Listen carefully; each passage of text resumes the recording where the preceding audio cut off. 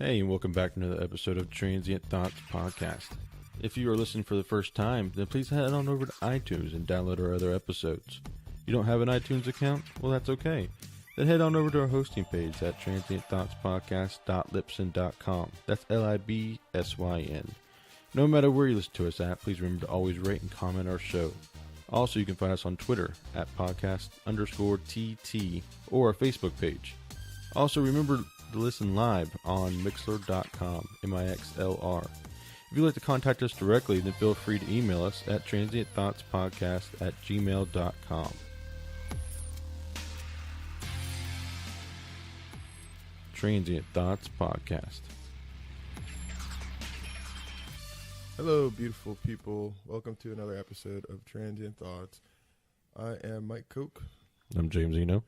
and I am feeling a little sick this week, so I might sound a little nasally, might have a couple of coughs. I'm convinced I got COPD, man. I'm pretty convinced. I think I had asthma when I was a kid, and they say you grew out of it. I think I have some lingering effects, and I'm pretty sure, with COPD, you just have to have, it's asthma, emphysema, chronic bronchitis, and it's like you have to have 2 out of the 3 pretty much. And I looked it up because this was something I was thinking about like a year ago. And I was like, I'm pretty sure I got COPD because chronic bronchitis is defined as, you get bronchitis either like every year or multiple times in a year. Pretty much every time I get sick, I come down with bronchitis from I never take anything, man. I just let it run its course. End up coughing, and with all that coughing, your bronchioles just get a little inflamed, and so I sound like shit now, man. In the mornings, that's the worst. You wake up and you're just like, I feel like I got CHF, man. I'm just fucking flooded with. Does it get worse with the cold phlegm. weather? That's what it is, and I think it's a mixture of that. Like I think the cold weather definitely flares up my asthma. Like sometimes I can feel myself wheezing in my chest, and it's fucking weird. But I don't take anything for it, man. Like I'm not against antibiotics. I'm not the biggest fan of antibiotics. I'm not one of those who the second I have a runny nose, I'm running to get a script, I don't know much about I know a decent amount about antibiotics, but I mean, I need to do further research on how bad it wipes your system out, because that seems to be the argument. It's wiping out your good bacteria too. It's fucking up your gut flora. Taking antibiotics, and that's where you get the holistic doctors that want to boost your system after a antibiotic regimen. They'll do like chelation therapies. It's like an IV drip that goes in, and it's some kind of something that the heavy metals bind to it, and it kind of draws it out of your body. It's weird, and it's just kind of like boosting your system back up following an antibiotic treatment. But I suspect a lot of that talk is about strong antibiotics like vancomycin and shit, Yeah. Because, fuck, dude, Vanco is some strong shit, man. Like that's what causes C. diff. That's pretty much what it is. I know antibiotics, but I know specifically Vanco. It's not well. It is antibiotics, but it's not specifically Vanco at all. Vanco is just strong, and it So ends any up strong antibiotics wipes it out. Yeah, and then you end up coming down with this other infection. The Clostridium difficile or something like that. I suck at Latin. Did you take any foreign languages when you were younger? No, I'm going to now. Now that I'm in school again, I'm going to. For real? I was Spanish. I was thinking about either Spanish or American Sign Language. I figured either one of those would make you very marketable.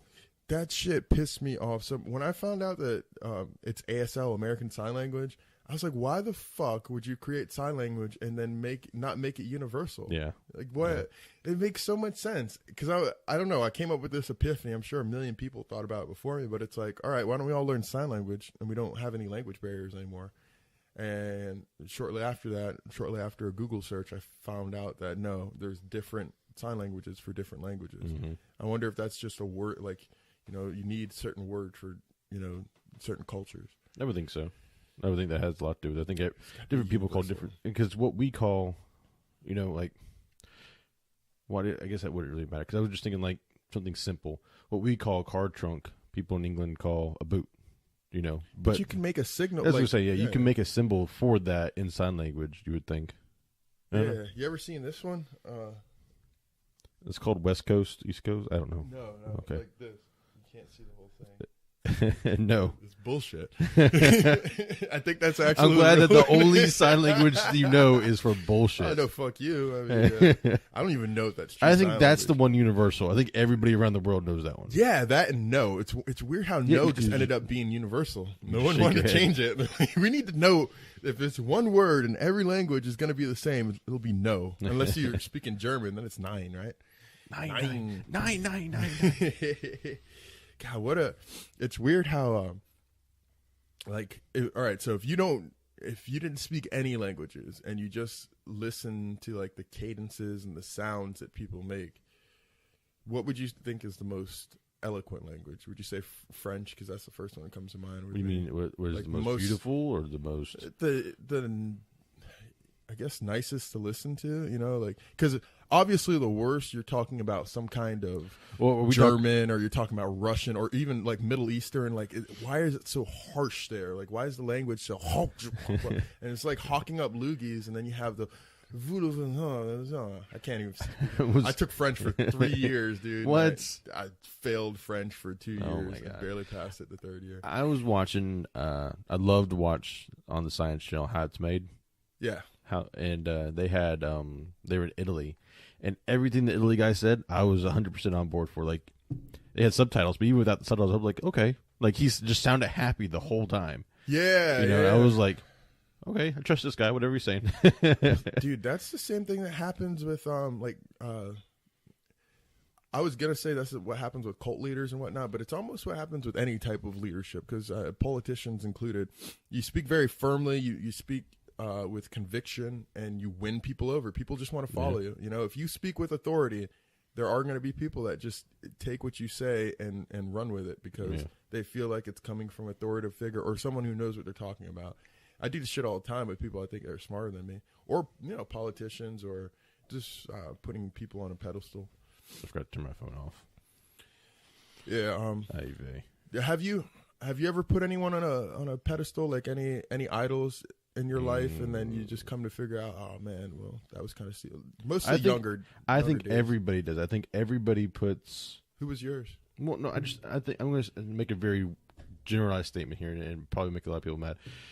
I think that everybody puts their parents on a pedestal as a kid.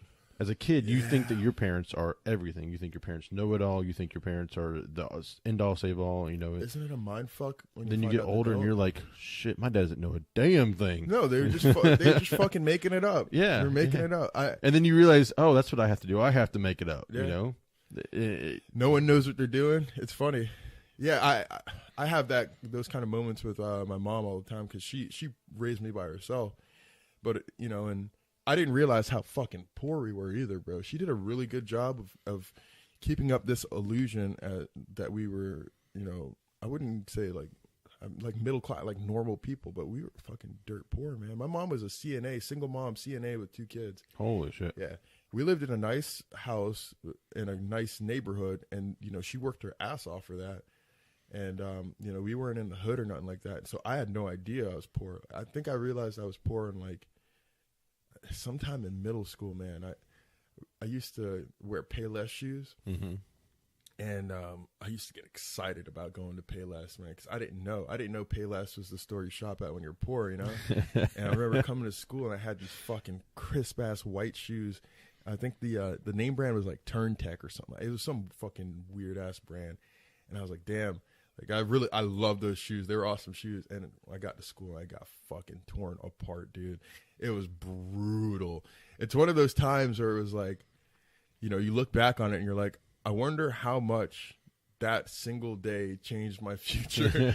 You know what I mean? Like, just breaking down your character, and because God, kids are fucking harsh, man. And it's a mob mentality where it's like, if you're the kid that everyone's gonna make fun of that moment, everyone's gonna hop in and everyone's gonna throw their 2 cents in, and they're gonna laugh their ass off, and there's nothing you can say.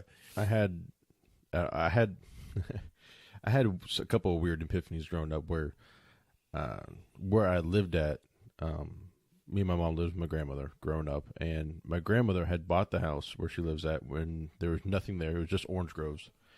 And throughout the years, it went from a normal neighborhood into kind of a hood type area where Gotcha. me and another family, my family and another family, were the only two white families in that whole area. No shit. But This isn't Carolina? No, this is in Florida. Okay. Yeah, this is over there in Brooksville. Oh, okay. Yeah. Got you. And but what was funny though was when I went to school, I went to a private Christian school that was all white, not by choice, but that's just what was there. Yeah. I think there was one black girl there, and that was because her mom worked in the office, and that was it.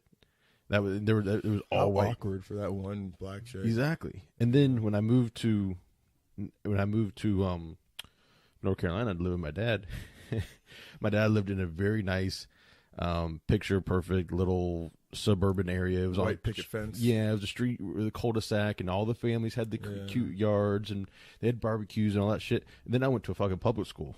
You want to talk about fucking mind fuck? Oh my god, dude, man. that was. Yeah, the opposite happened to my mom. Like she bought the house. The reason why we're in this nice neighborhood is she bought it when it was nothing. You know, it was where I lived was called it's called the Acreage, and it's down in West Palm. That's where I grew up. I was 16 years in that house, and it's right. It's close to Loxahatchee, and both those areas are really wooded areas. The Acreage is called that because every plot of land is at least an acre. Mm-hmm. Right. Really, well, it used to be. Now it's overpopulated and overgrown. But I grew up on a dirt road, man. I grew up on my side road was a dirt road, and then our main road was a dirt road. So, like, you know, I grew up, we'd fucking go outside and just run around the woods and catch snakes and grasshoppers and shit all day, dude. And the only rule was come back inside before it gets dark. You know, like no checking in, no cell phones, no, hey, I'm doing this. It was like, fucking, my mom had this rule where she wouldn't let me bother my friends until 11 o'clock in the morning. Because, dude, I would wake up, and, you know, my friends were down, too. All we wanted to do was hang out. We'd hop on bikes, dude, and it was like we ran the world, man. It was like our motorcycle. We were a motorcycle gang, but they were really bikes. And it'd be like 8 o'clock in the morning. You know, I'd wake up, and I'd eat my breakfast, and I'd be down to go play. Like, I'm trying to run out the house and go to my friend's house, not thinking of, you know, in my eyes, it's not weird at all to knock on some fucking other person's door at like 9 in the morning. Hey, can Timmy come play? Or, you know, whoever. But she used to make me wait till like 11, and then I'd call over there, and then we would just fucking run the streets, man. We dug a hole. We tried to dig to China one time, and in the middle of the fucking road, dude, and we got in so much trouble, dude. I think everyone on our block wanted to kill us, man. Like, because you just turn on this dirt road, you'd be hauling ass, you turn on this dirt road, and here's this fucking 3-foot deep hole that these little kids are fucking digging. Yeah. Oh, it's a good area though, man. I love the fact that I grew up like that, man. I love the fact that I was able to grow up and like really use my imagination, dude. Like, I mean, I've gotten in so much shit when I was a little kid. So much shit I shouldn't have gotten. I should have died a million different times. You know what I mean? Like, my friend got bit by a rattlesnake when we were both like 10. Like we were catching a fucking rattlesnake, and he gets bit on the yeah, dude. We do all types of crazy shit. We got fucking lit up by pellet guns, or I don't know if they're pellet guns or if they're shooting beanbags, but they were shooting at us, and they weren't bullets. But where I lived, it was right in front of some orange groves, and like a big, like just hundreds of acres of orange groves. And if you went through the orange groves, on the other side, there was this nudist colony. And so me and my friend were like, oh, well, we want to go see some, you know, naked chicks. We just wanted to see it. So we went over there, and I guess they thought we were stealing oranges, and they started shooting at us, and we fucking took off, dude. We took off. But it's crazy. I had, like, gators die in my yard and shit, like, because there was canals all over the place. I have a gator die in my yard. You'd hear, like, you'd go outside at night, and you'd just hear gators snorting. And then, you know, there's hogs all around. Like, I didn't have to worry about hogs too much. There were some in the groves, and then water moccasins everywhere, rattlesnakes everywhere.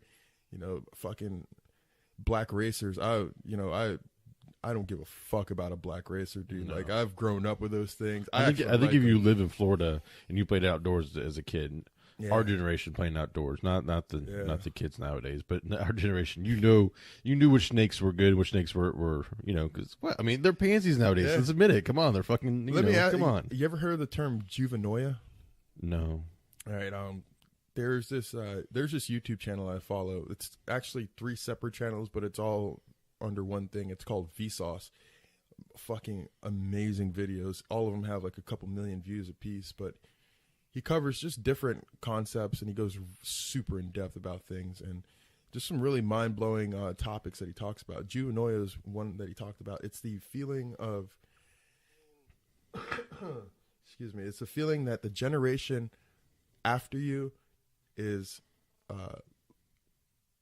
less wise and less equipped to succeed than you were, and that the generation before you was too strict and they're not open-minded enough. Do you think that's I think that's true for almost everyone until you call them out on it and they'll say no, it's not true. But I mean, I always like I've felt for a long time that like the generations below me, they're going to fuck up the world, man. Like they're just a bunch of wild kids. But I focused on a lot of the negatives of like the younger kids, man.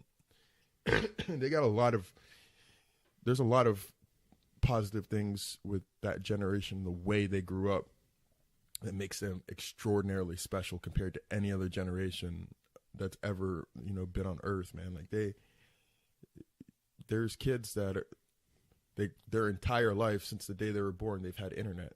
You know what I mean? And even if they weren't using the internet, like of course, like a 3 or 4 year old's not going to use the internet, but they're still exposed to it.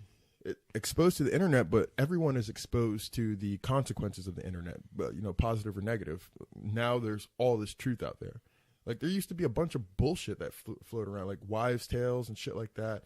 And it used to be if the one, or there was like a handful of major news outlets. You're talking about papers and TV like channels. You had like Fox, CNN, NBC, ABC, the shit we have now. Then you had like the New York Times and the Washington Post and shit like that were very credible. And if they printed something, that was it. That was the word. Well, now with the internet, you can go on and do your own research and you can find your own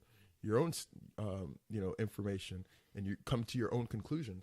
Yeah, but you may come to your own conclusions, but how people accurate is it? Well, not necessarily accurate, but people used to know things, used to retain things, and people don't do that as much anymore. Because why should I retain it when I can just Google it next time I need to know it again?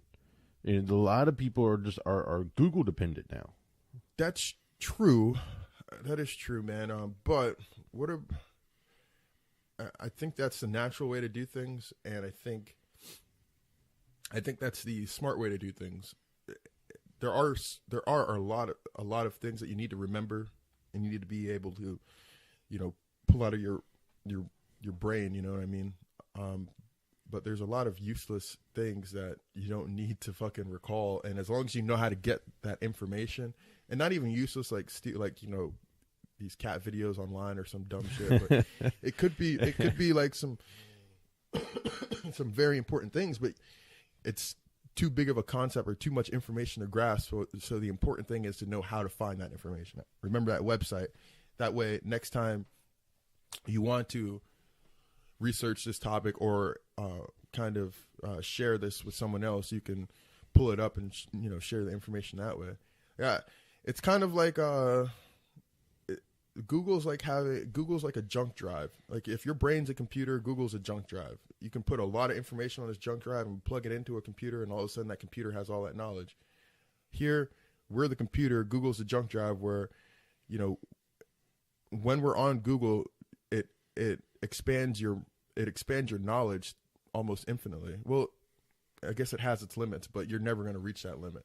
You can Google whatever you want as long as you're sitting in front of a computer. That's like a junk drive or a thumb drive being plugged into your computer, and once you're away from the computer, you're just stuck with what's actually on the hard drive or in your brain, what you remember, but you can only remember so much. Your hard drive can only hold so much. Bro, I heard this mind-blowing concept of what the brain is today. I was listening to the Rogan podcast from yesterday. Who do you have on there? I can't remember the name of the guy, but they were talking about the brain and what it is.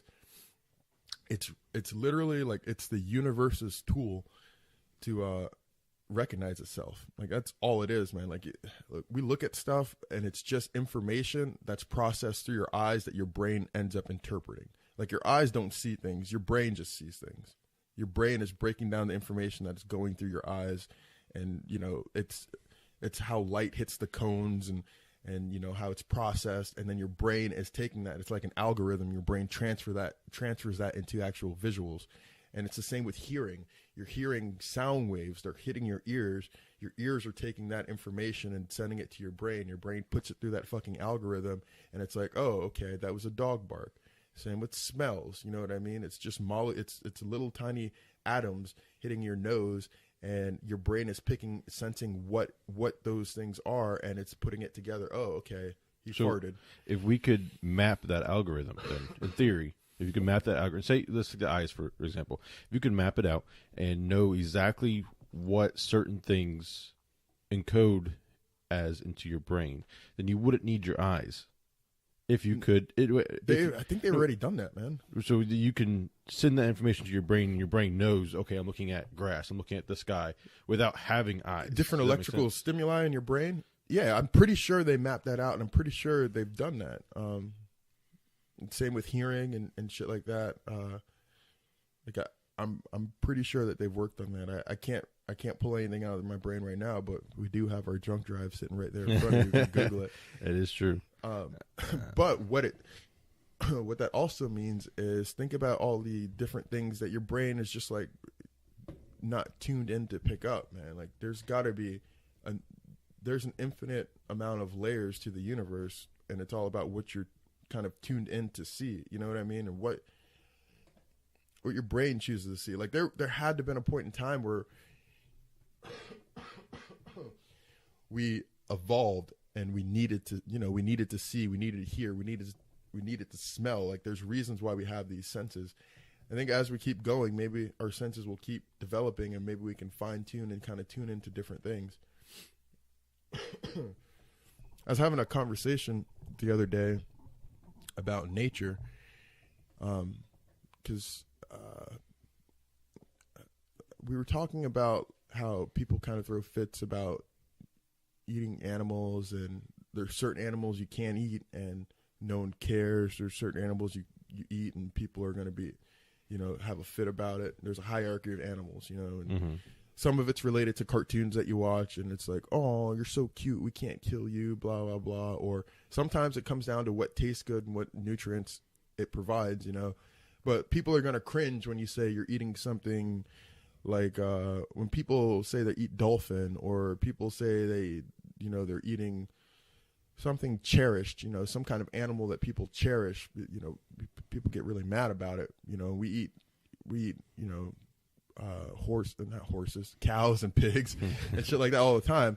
And then you have vegetarians that get mad about animals, and period. You're consuming an animal, you're killing and all this. We were talking about the trees and how, everything is alive. Like trees are very, very, very much alive. Like they're communicating. They're predatorial, man. Like there's trees. Like if you take a tree, or say you take any small plant and there's a light right above it, and say you change, if the plant's growing right underneath that light, if you move that light over to the right or so, that plant is going to tilt to pick up the maximum amount of sunshine. Yeah. And if there's another plant in its way, and it's going to go and it's going to steal all of that plant's fucking sunshine and eventually kill that smaller plant in it. Like that's what they do. It's just trying to eat. And then you have like fly traps, Venus fly traps, and shit like that are actually eating insects. There's a plant in the Amazon that eats like rats and stuff like that. It puts off it off gases some kind of, I don't know what kind of smell. I guess like a rotting meat. The rats come in, they crawl into the plant, and they end up falling down one of the tubes and end up getting digested by the plant. And then you have predatory root systems. So they're very much alive. And it's like people don't really take into consideration, like trees evolve, which means they're conscious. Like we're talking about roses, and I know this might be a dumb conversation, but we're talking about roses and the fact that roses have thorns, and there had to have come a point in time where that plant evolved to have thorns because it realized that it had predators, and it realized by growing thorns, it's gonna keep away some of its predators. Same reason why we have poisonous plants and trees. Like it's a defense system that they have. These plants, they evolved into that. So they're very conscious of what's going on. And it just pretty much, it comes down to, you have to consume life to stay alive. I agree. I found that plant. I cannot pronounce the name of it, but it's oh, that's the one where the rats fall into? Yeah, Nepenthes, but I can't. It's part of a pitcher plant, and I've heard of a pitcher plant before. And there's a video of it, which dude, that thing looks wicked, man. Yeah, it says that it even digests the bones and teeth of the animal. It's pretty crazy. Ugh. Can you imagine fucking making a salad out of that plant? Oh shit! This poor rat doesn't know what. Oh! There it is. Game over.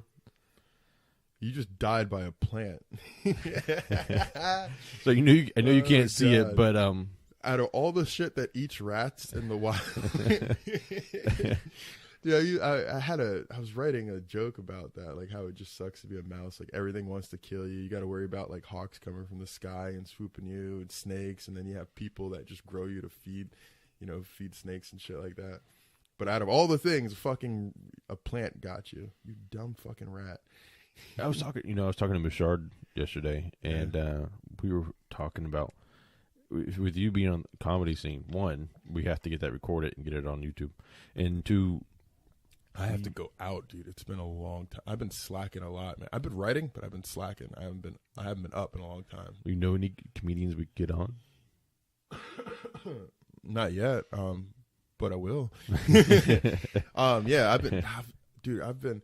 My New Year's resolution, I had a couple of them.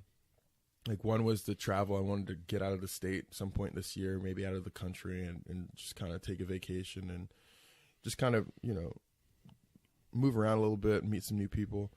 But my second one was I wanted to like completely dominate, like outsmart and defeat my inner bitch, man. Like that inner monologue in your head that's just like every time you need to do something, it's in the back of your head like, it's trying to justify you being lazy or justify you not needing to do this thing. Mm-hmm. Like when it comes to like working out, like, oh, you don't really need to do that, man. You're so tired right now. Why don't you just take a nap and you'll do it later? Or, oh, why don't you wait till you eat and you do it after you eat?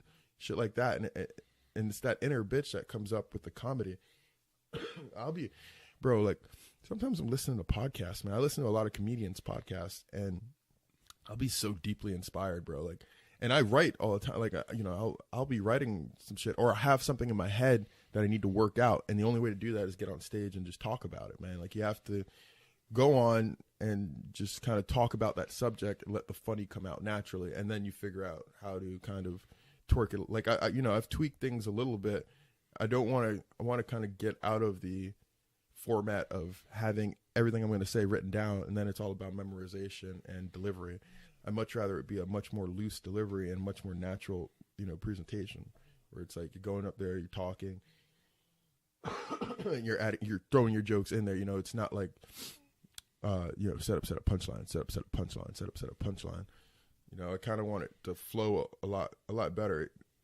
I mean, I want it to be organic. I want it to be me having a conversation on the stage, me being 100% myself and not putting on a persona, which is difficult when you don't, like, I don't have a voice right now. I don't know, as weird as it sounds, man, I really don't know how to be myself on stage, because I don't know how I can present the best version of myself that I can, or the best version of me as a comedian, but I don't know how it's being perceived. And until I can figure that out and get that formula and adjust it and make it right, I have to work out all those kinks. And the only way to do it is consistency, just like this podcast. Consistency, staying inspired and motivated, and just keep pushing through it, man. Just keep fucking pushing I don't know how you find the time. I mean, just between working, going to school, us doing the podcast, and other things stuff I have going on in the house. My schedule is packed. I feel like I'm constantly going, dude. And that's a majority of the time. That's what it is. That's my inner bitch talking, man. It's telling me, dude, you're fucking busy. Like, why would you drive down to Gainesville or drive to Tampa or something like that? You got to work at 5 a.m. the next. You know what I mean? Like, but in reality, man, if this is what I want to do, if comedy is what I want to do, and I haven't done it enough to really even know if that's what I want to do. Like right now, it's like, it is a bit of a challenge. I've had a little tiny bit of success. Like, I know I can get laughs. I've done it. I know I can get laughs, and now it's about maximizing that and just getting better. I need to push through it, and I need to do it, man. I got to sacrifice, man. Sacrifice and struggle and putting, it's all about hard work. That's what I've really, the past couple of months, man, hard work has been a reoccurring topic in my brain. Putting in hard work, because I look back, dude, and I can't honestly remember anything that I've accomplished in my life where I put in hard fucking work, where I didn't want to do it. I pushed through it. I did it. And, I'm not there. I've definitely accomplished a few things in my life that have been challenging. Some of it has just been other people pushing me, or it's the fear of failing. You know what I mean? But it's not me pushing myself 100% to my maximum potential. Mm-hmm. And it sounds cheesy, man, but these past couple of months, dude, it's really been in my mind that whatever you want to do, it's just about putting in the work. I agree. Hard fucking work. I agree. This is the second time, well, ish, that I'm going to college. For something. The first time I went, I was just going for like an AA. I was like, fuck it, I'll just get an AA, whatever. Yeah. Just to be able to say that I went to college, whatever. And I didn't try for shit. And I stopped going and fucking withdrew from some classes, whatever. And it took me a long time to go back and do what I'm doing now.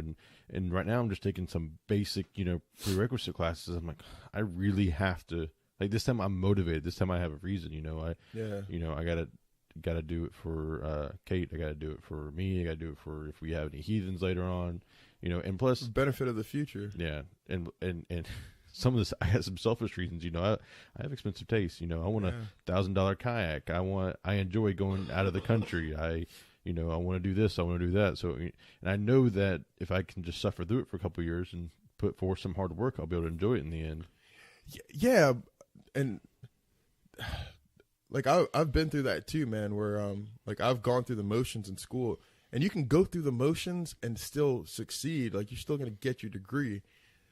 But what I mean is, like, really like it's something that only you're truly going to know. Mm-hmm. If you put forth the effort, like 100%, all that you could do, you completely embodied it. It's hard. It's hard for me with school because, like, when I went to nursing school, I was super motivated, man. I was just in the right mindset. Before, school was just always a task. I hated it.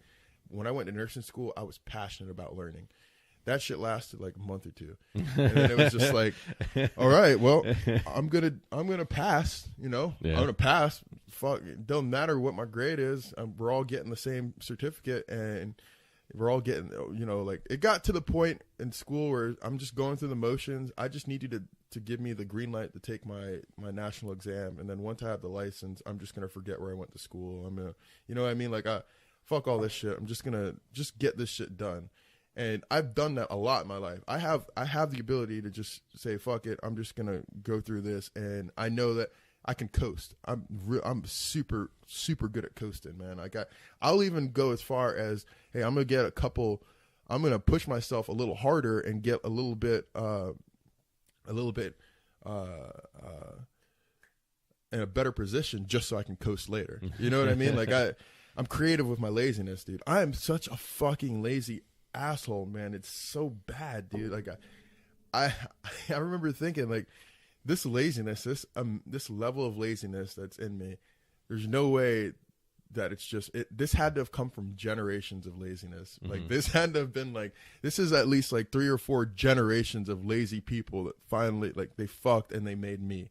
And it's just a combination, and it just all comes together. Oh my God, I'm so like, I really think that there's no way that any of my ancestors were slaves, because I'm that lazy. Like, there's no way, man. I'm at that level, dude. I'm so fucking lazy. Oh my God. Like, and it's to the point where, like I said, my laziness will motivate me to work harder, so I know I can be lazy later, and it's weird, man. But I want to fucking defeat that inner bitch, dude. My inner bitch is too smart, man. It outsmarts me all the time. I find myself doing shit I said I wasn't gonna do, but it's like, in that moment where it's like, you got to have discipline, it fails me every time, man. I lack discipline. I lack self-discipline, hardcore. You know what? And it probably isn't I don't know if it's good or bad, but it's what works for me. What has motivated me to go out and do things has been getting married, has been Kate. You know, if it was me, dude, I'd still be I'd still be in the culinary field, which there's nothing wrong with that. But I wouldn't be a chef. I'd just be like a cook somewhere or something like that, because I enjoy cooking. I love cooking, and I would not be where I'm at today and be looking towards the future that I have if it wasn't for her. Like for me, that's my motivation, is to go out and do things to make her happy. And I know people are like, and even she says it all the time. She's like, I want you to do it for you. I was like, well, it is for you. Why do I want it? It is, but I don't think of it that way. And if I think of it that way, I don't feel like I'm going to put as much effort towards it. Yeah, I'm the same way. I work harder for other people than I do for myself. And she's like, well, I want you to do it for you. I was like, well, why does it matter? As long as I'm doing it, then isn't that what's important? If I'm doing it to make you happy, and then you're happy, then because you're happy, I'm happy. Yeah, I do that too, man. A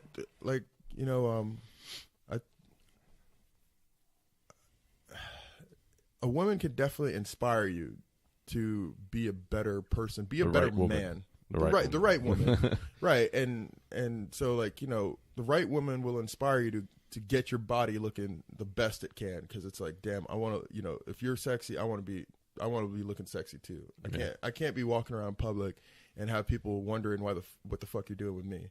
You know, the right woman will inspire you to, I want to make more money because I want to live this life, and I want to make sure that she doesn't have to work as hard, and I want to make sure everything's taken care of. Like, you know, for me, man, I grew up without a father, and I think it has a lot to do with it, but I've always struggled with what it means to be a man. And like, I don't think anyone really fucking knows, but it took me a while to figure that out. Like, I thought everyone else had the secret, and I was, you know, I'm over here trying to fucking catch up. And so, like, part of being a man for me is, and what I ended up, you know, defining it as is being able to provide and being able to push through and push through struggles and have discipline and show strength, not just physical strength, mental strength, you know, emotional strength, you know, just being able to be there and be reliable and be the provider. That's how I define being a man. And the right woman will turn whatever your definition of being a man is. When you find that right woman, all of a sudden you start progressing towards that, that definition. It's like, okay, now that I got the right girl, because for a long time, man, it's like I was thinking, all right, well, let me get all of my shit in order. Yeah. Before I go looking for a girl. Like, I need to make sure I can do all this shit on my own, because I'm attracted to that. Like, independent women who don't even need me. They don't need a man. Like, they want you. That's why they're with you. It's not like they're, you know, you have these relationship jumpers who are dependent people. They need someone else to kind of, you know, keep them motivated and, you know, keep them in line. Like, I like independent women who can do it all by themselves. They got a fucking good job. They can support whatever lifestyle they want and some, and they have it all figured out. And then, you know, I'm attracted to that compared to being dependent. So, but yeah, I can't have someone that is so needy that she can't, you know, do anything. You got to be able to stand on your own. Like, you got to be strong. If something happened to me today, Kate would be like, that sucks. Yeah. And she would hammer through it, you know, and that's just how she is. And I love that. It's one of the most attractive characters about herself, is that, yeah, you know, man, she's just like, I agree. You know, I love you, you love me, we're good, but I do me, you do you, you know, and I love that. That shit's fucking gangster to me, man. Like, that shows a lot. Like, and that's, like you said, man, that's one of the biggest turn-ons about, like, certain women. You know what I mean? Because you get so accustomed to dealing with your everyday woman or your basic bitch. I like to refer to them as that, basic bitch. They're just dependent, and they're just generic. Let's just leave it at that. Very generic. You know what you're getting into, and then you find someone special that kind of blows you out of the water, and you're like, I'd probably keep you. Like, yeah, I know what the fuck else is out there, and yeah, you got it going on right now. But when you find that one, like I said, you want to do everything in your power to keep her, you know, and you just want to be a better person, man. Like, it motivates you to go out there and get those things in life. When I when I met Kate, I was, I don't know how to describe it. Well, I know one word to describe it. I was jobless at the time. That was for damn sure. And amongst other things. And Kate and I have been seeing each other for like a week or so, and we had a conversation. She's like, look, she's like, I really like you, but, you know, she's traveled the world. She has a master's degree. She has her own home. She had her own car. She had all this stuff. And I was nowhere near that level. And she's like, I really like you, but you don't have a job. You got to get your shit together. So I went out and found a job that day. Yeah. That day. I called her that evening. I was like, hey, I got a job. She's like, you what? I was like, yeah, I got a job today. She's like, okay. Like, you know, that impressed her. And I think that if I hadn't done that, probably wouldn't be with her today. Because she was like, look, she's like, I don't need you, and I don't want you, you know, being a sponge off of me. Right. So she's like, I need somebody who can take care of themselves. So I mean, and ever since then, it's been and I've had to constantly evolve because I realize, you know, right when I think that I'm getting on her level, I'm like, she's so much more fucking advanced than me. I'm like, shit, dude, I still got so far to go. Yeah. You know, and that's one thing. That's why journey. Yeah, and that's one reason why I'm going back to school and to get my nursing degree and stuff, because I want to be on a level that she's at. Mm-hmm. And even when I get my nursing degree, she's still going to be way ahead of me. You know, she already has her master's. She's set. She's a boss, dude. She's boss. She's the boss for this family. Yeah, I ain't but bro, as much as independence is a turn on, you know what is a turn off is lack of drive, dude. Like I've seen, like I've been with girls, and I've also I've had like inside perspective on other people's relationships. Let's just say that, where there's a problem with motivation, or, you know, there's a definite lack of motivation, where either they just want to coast or they want to, you know, sponge off of you. And bro, like, I don't make enough money for you to stay at home. Like, this shit ain't gonna work. Bro, it's a team effort, you know. But it's just like nothing. They have no aspirations in life. As a matter of fact, I spoke to a chick. Her aspiration in life was to be a housewife, a stay-at-home housewife. That's all she wanted to do in her life, dude. She wanted to be a housewife, man, and that was her goals in life. Like, I asked her, and it wasn't even, she wasn't making a joke. We were having a serious conversation. Her response is that she wanted to be a housewife. She wanted to have a man who went out and, you know, she would just keep you know, the house clean and everything tidy, and she would do her little fucking, you know, whatever housewives do, man. They're either knitting or fucking probably fingering themselves. I don't fucking know, man. But unless you're a mom, vomit, dude. Unless you're a stay-at-home mom, right? But all right, your aspirations should never be. No. You're right. It should be an aspiration. I just wanted to clarify that we're not saying all women. Listen, there's nothing wrong with being a housewife either. You don't even have to have a kid. Like, if I can do it, and you know, like, say you got this boss bitch. Like, say you get to this point where it's like you're making good enough money that Kate doesn't need to work, and you just hey, chill out. You don't got to go to work anymore. You don't have to put up with that fucking stress anymore. You know, it's an honor. It feels good from a man's perspective to say you don't need to do anything. You can just chill here. Just make sure everything, you know, is kept clean. But shouldn't be your aspiration. No, it shouldn't be your aspiration. And that is something that I am working towards, is that, you know, she wants to take some time off throughout the year, every year, and she wants to teach. And, you know, she really, really, really wants to teach. And I think she'd be a great teacher. I'm like, if I can get to the level that she's at, you know, then I can allow her to do that. And I know that's something she wants to do. So it's kind of a goal for me to shoot for. And there's, you know, it's a long-term goal, and there's a shit ton of steps that I have to go through to get to that. But once I can get to that and I can reach that goal, and she's like, okay, cool, I can cool my jets a little bit, that's going to make me feel good. That's going to make me feel like $1,000 or whatever, $1 million. Yeah, man. You know, I think one of the first times I realized how I have numerous times that I realized how far I don't know, advanced or I don't know, worldly or just on another level that Kate is at, is when the first time we went out of the country a couple of years ago. We went to Ireland, and we're all like, they were like, oh, we're going to Ireland, you know. I'm like, we're going to fucking Ireland. What the fuck? Like, fuck yeah, let's go. Yeah. You know, I'm fucking stoked. You know, and they had been there a couple of times, and she's more experienced. Yeah, and so we get off the plane, and we're getting off the plane. We're walking across this enclosed bridge area from the plane area to the main terminal, and it just kind of hits you when you get off the plane. You're like, I'm not in America anymore. Like, Yeah. and while it's, it's not like I'm walking into Iran or something, it's still weird to not be in America. I'm an American that is not on American soil. Yeah. So that's a weird feeling. And You're an immigrant. And she's like, okay, we need to go over here. Okay, we need to do this. Okay. Yeah. I'm like, I was like, she knows what's up. Like, and it was just cool. And I think anybody can have that feeling when you're in a new experience and you're with someone who's already been through that experience. But that's just how I felt when I went through that particular experience with her, and that gave me a lot of respect for her on top of what I already had, because, I realized how knowledgeable she is in more things than just what her profession is. Would you say that she is the alpha personality in a relationship, or would you say it's like what is it, a laissez-faire, whatever it's called, where there's no leader?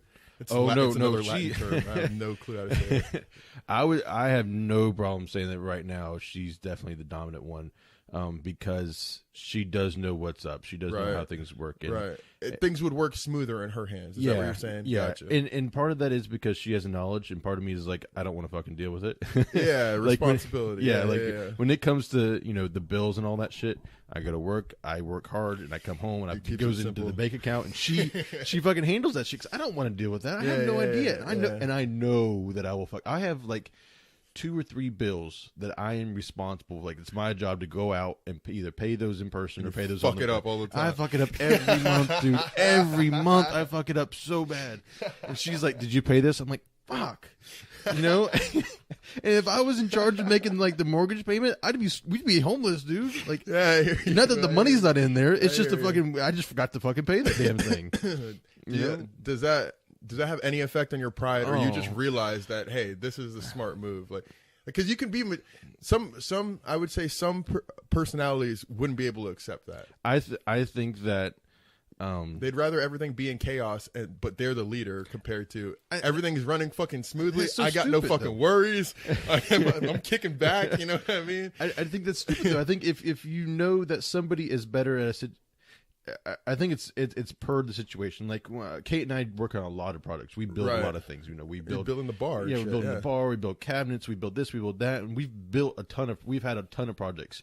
She comes in, she plans it out, and then I execute it a lot of times. She'll come in, she's going to draw it out, she designs it, and then I am better at taking her design and I'm putting it into the wood or into the cabinet or the desk that we're refinishing or whatever we're doing, and so it's like activity-based leadership almost. Yeah. That's the way it should be, It's what each other are good at. But she doesn't have any problem with learning new stuff either, because, like, the truck that I have, let's take that for instance, it's a little bit different when I'm doing a tune-up. Like, when I am out there and I'm trying to change the plugs and plug wires, the number 6 plug is on the back side of the motor, halfway down between the motor and this firewall. Pretend like I know what the fuck you're talking about. Okay, well, there are somebody out there. Manly shit. I have no clue. You're somebody out there is listening and they know what I'm talking about. It's in a tight spot between the motor and the firewall, which is the back of your dash, essentially. All right, and my hands can't fit in there.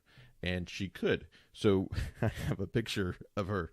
And together we figured out the solution where we took some stuff and stacked it up on either side, took some planks of wood and laid it across, and so that she could lay across my engine. And we had to take the hood off. We had to take the hood off my truck. Lay her across the board so she could reach. Yeah, so she could reach down. And I'm sure there's an easier way. And somebody's watching this video. Somebody's listening to this podcast. Bunch of fucking retards. What the fuck you doing? But you know what? It worked. Hey, get it done, right? It's all about getting it done. So I think for the majority, she's in charge for now, and I think that's okay. And I think that things are going to change. And she's mentioned that she's looking forward to a change. Whenever I get to the level that I want to get to. Right. And I'm looking forward to the change too. But I think it's going to be a lot more of a partnership than a dominance thing. Yeah. Well. Who's dominant in the bedroom? You running shit? Are you running shit, or is she running shit? Or is it a power struggle? I love power struggles, man. Dude, I love a girl who thinks they're running shit, and it's like, you let them hop on top, let them do their thing, and it's just like, just grab her and just fucking bend her over. It's like, bitch, you have no idea. Let me show you something real quick. I'm going to plead the fifth because she listens to it. She'll kick my ass for talking about it. Yeah, okay. Let's not get too personal. Yeah, she'll kick. You know what bothers me though? Like, back to the mechanic shit. I owned a house for a little bit and burned it down. No, I didn't make payments and it foreclosed. I'm irresponsible. Look, I was responsible to pay the mortgage. It was just me, and it didn't get it done. But anyways, whenever shit would break, dude, it would bother my pride so much to have to go and call another man to come over and fix the shit. And I'm like, I should know how, like, like electronics or like, the plumbing or something. And it's like, I should know how to fucking fix this shit. But I don't. I don't have the tools. I don't have the right tools. I have to call another man. Some other dude's going to walk in here and come fix this shit for me while I sit on the couch and not do shit with life. And it's such a fucking, and like, I have a family friend who's like the fix it man, just fixes everything. Mm-hmm. Does cars, does fucking painting, put down floors, electrical work. And so it's always him. And it's just like, man, I feel like such a bitch right now. Like, I should really learn how to do this. Like, I've been saying that to myself for a long time. I should learn about cars. Like, there's no reason. I know I should be able to change the oil on my Jeep. Like, my Jeep it's raised enough where I don't even need to put it on a jack or anything. Mm-hmm. I can just get right underneath it and change it. I don't know how to. I have no fucking clue. As a matter of fact, I'm like 500 miles overdue for an oil change. All you got to do is ride into somewhere and they change it in like 15 minutes and you're out, dude. Like, bro, I'm telling you this. I'm lazy as fuck. You know how long I've known about this shit? I've known about it. Oh my God. As a matter of fact, I'm way over 500 miles. I just said 500 miles because that sounded like a reasonable number. I'm way over 500 miles, dude. And like I said I was gonna do it today, and I know it ain't gonna get done, man. I've been saying I'm gonna do it tomorrow for at least 2 months. Well, I can thank my dad for doing for teaching me how to do as far as cars go. My dad taught me how to do a basic tune-up for my car. Yeah, and he was like, everything else past that you can take it into a mechanic. I'm like, okay, cool. And I learned that at a young age, and I always helped my dad with his cars. And can I break down a motor and put it back and I can do everything it needs to and put it back together? No, I have no idea. But thank God for YouTube. Thank God for YouTube. Because Kate, she had a PT Cruiser a while back, and the AC just went fucking kaput on it. And I replaced everything on that thing. I completely tore the front part of her car apart because you had to in order to get to the AC compressor. Took to the dryer off and took there's tubing and this and that. I don't know all the right names, but I had to go on YouTube and watch each step and figure out how to take this apart. And I had some good mechanics that I went to, and they would be like, hey, you just do this or just do that, and it'll save you some cash. I'm like, okay, cool. And I would go home and I would do it. And we eventually got it fixed. I'm like, I know nothing about car AC, but for some reason, it worked, and I was able to get it fixed. And it's just the things you think you should know as a man, you may not always know, but YouTube know how to find it. Oh man, YouTube. That's the key for most. It goes back to what we were just talking about, man. May not know shit, but you know how to find it. Yeah. And I think, like we talked about on a previous podcast. I think it was Ron and Heracles, where like I don't feel like smart people exist anymore. Like there's people who know shit, like they can spout out facts or statistics or even how to do something, and they have an expertise. But there's not like smart people out there. They're just people who know how to learn. Like they know that I learn the best and I retain knowledge the best this way. I know that if I go to, this is a good source of information, shit like that. You have people who know how to do that, and I guess those are what you call book smart people. Mm-hmm. Like I don't think true smart. Like I used to look at people and be like, damn, you're smart as fuck. But no, it's all about application and about what they decided to apply themselves to. Al was telling me the same thing. The VST, mm-hmm. about YouTube, man. He was telling me one of his pipes blew at his house and flooded the fuck out of his place. Shit. Yeah, and he went to Lowe's or something, and they gave him some outrageous price to come fix it. He's like, fuck y'all. And he went to YouTube and learned how to do it on YouTube and got all the equipment. All in all, he said it cost like under $30, I believe, to fix it. And he was getting quoted outrageous prices. So what do you think? How do you think that affects the future? With people becoming more and more DIY, and wanting to do things like if something breaks in my house, I'm going to try to fix it myself first. And I may make it worse, but at least I tried. And then I'll call somebody in. So what do you think about those people who have been tradesmen their whole life, and their fathers are tradesmen, and, you know, like these people have always been carpenters, or these people have always been plumbers, these people have always been electricians or something, you know, like it's a family deal. Well, now I'm like, I can just do it myself, you know? I think it comes with the territory at this point. Like maybe, you know, in the past, with that trade where you just keep passing it down, you have this family business and shit. It's slowly going to phase out. It's still going to be necessary, just not at the same level as it is, you know, in previous years. You're still going to have the people who are certified by.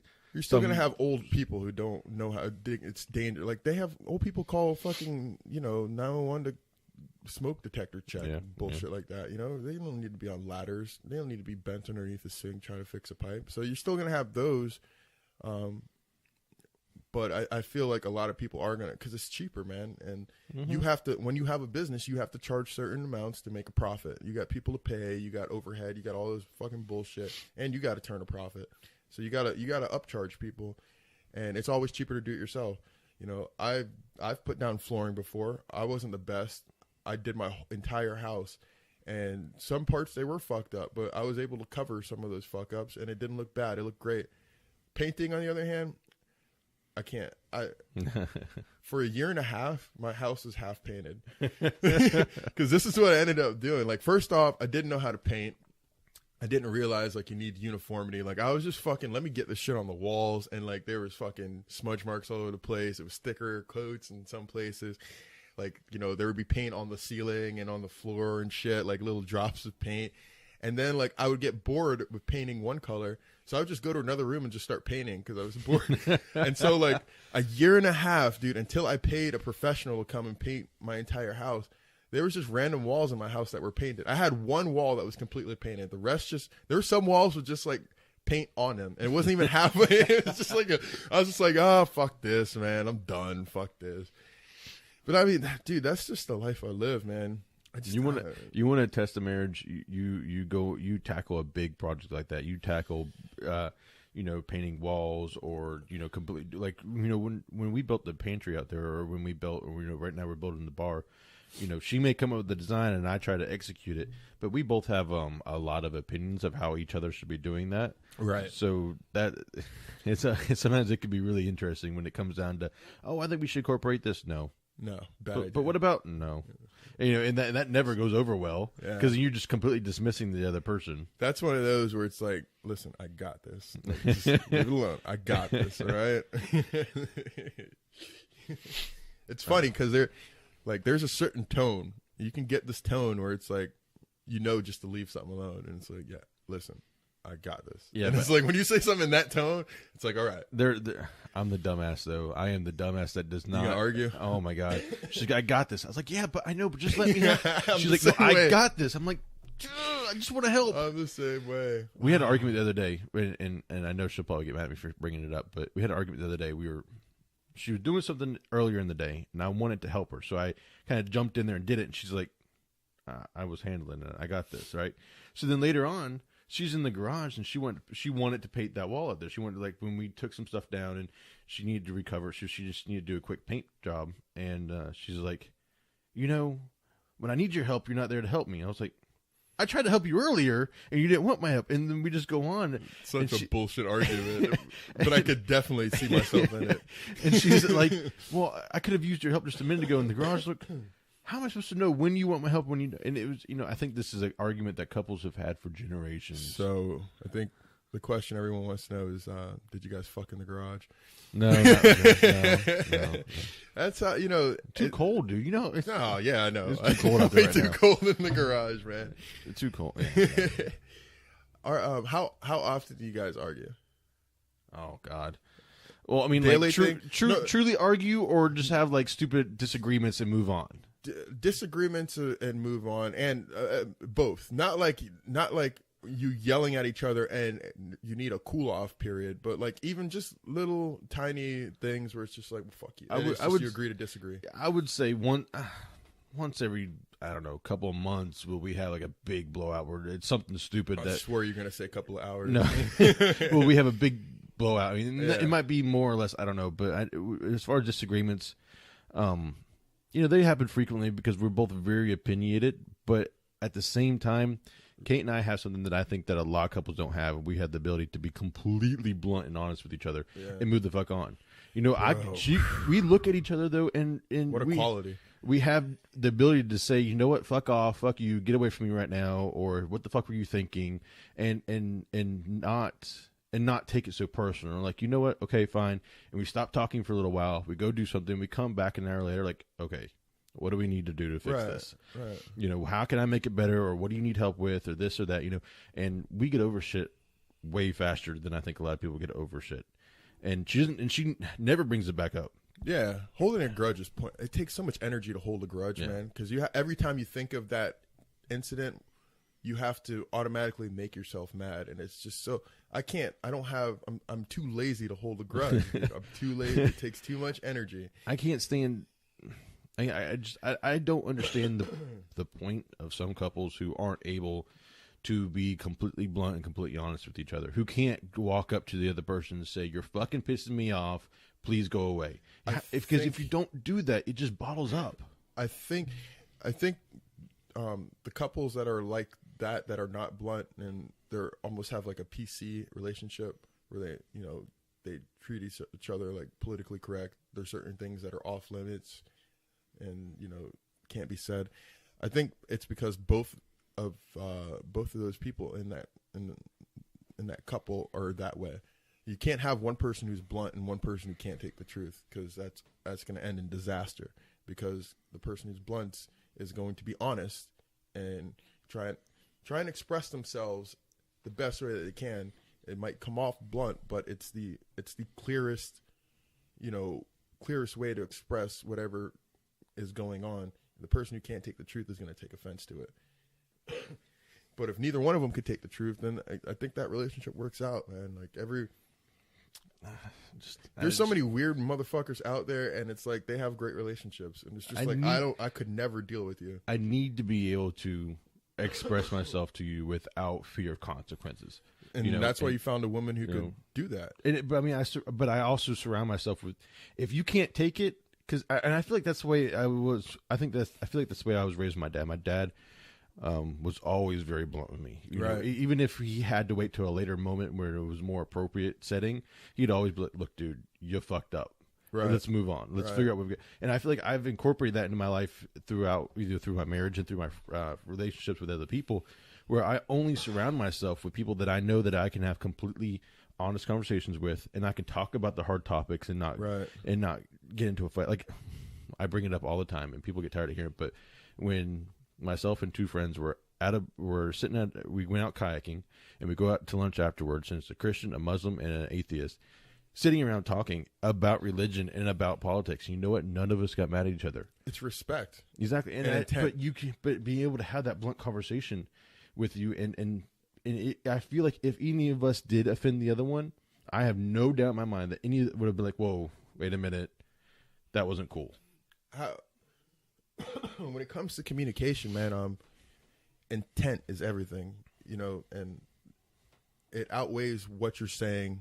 It outweighs, the bluntness of it or how you said it. It outweighs everything. Intent, like you can say things that are controversial. You can say things that come off very harsh, but it's what you meant it to mean, or, how you meant it to come off. I feel like words fail us all the time, dude. There's too many concepts.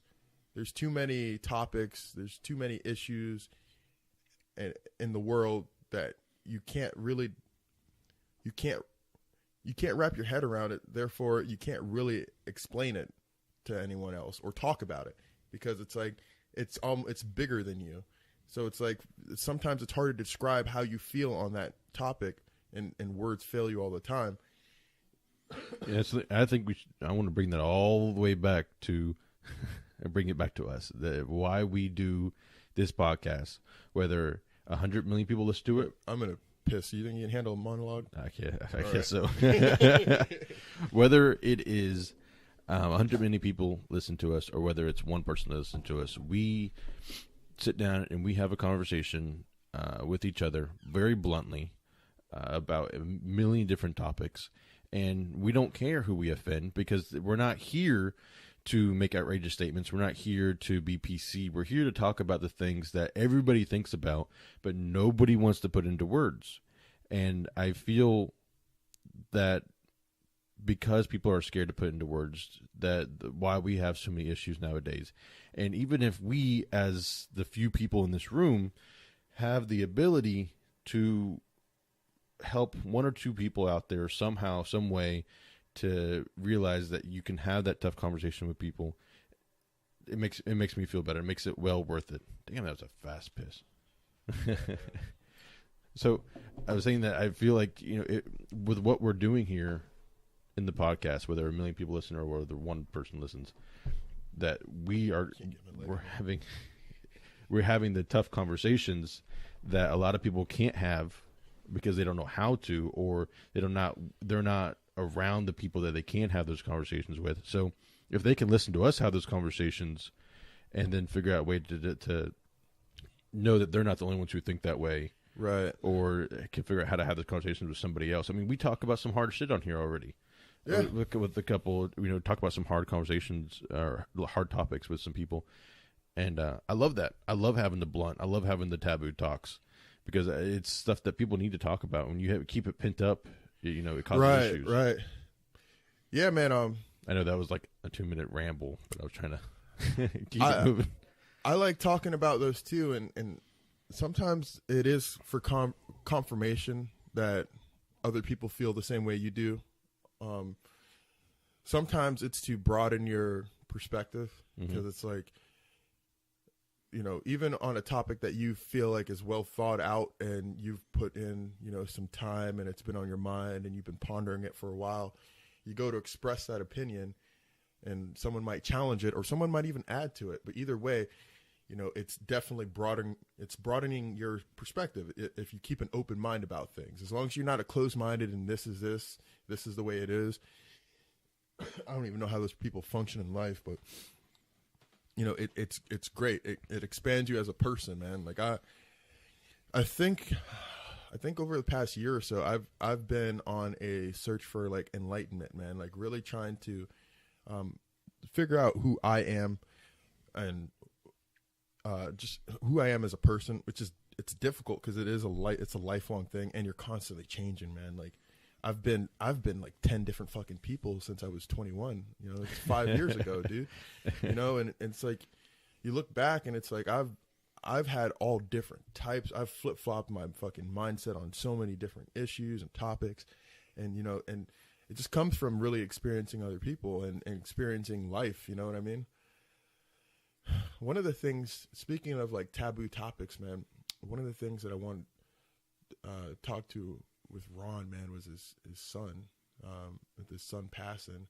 And it's one of those things where like I didn't feel like it was the right time to talk to it when we had him on the podcast with Iraqli, because number one, we were ranting on religion and politics the entire, there was no room to talk to it, but it was one of those things where it's like, man, when something tragic happens, all right, let's back up. Ron is a guest that we had on one of our podcasts in the past, and he had his son died. His son was a newborn, passed away,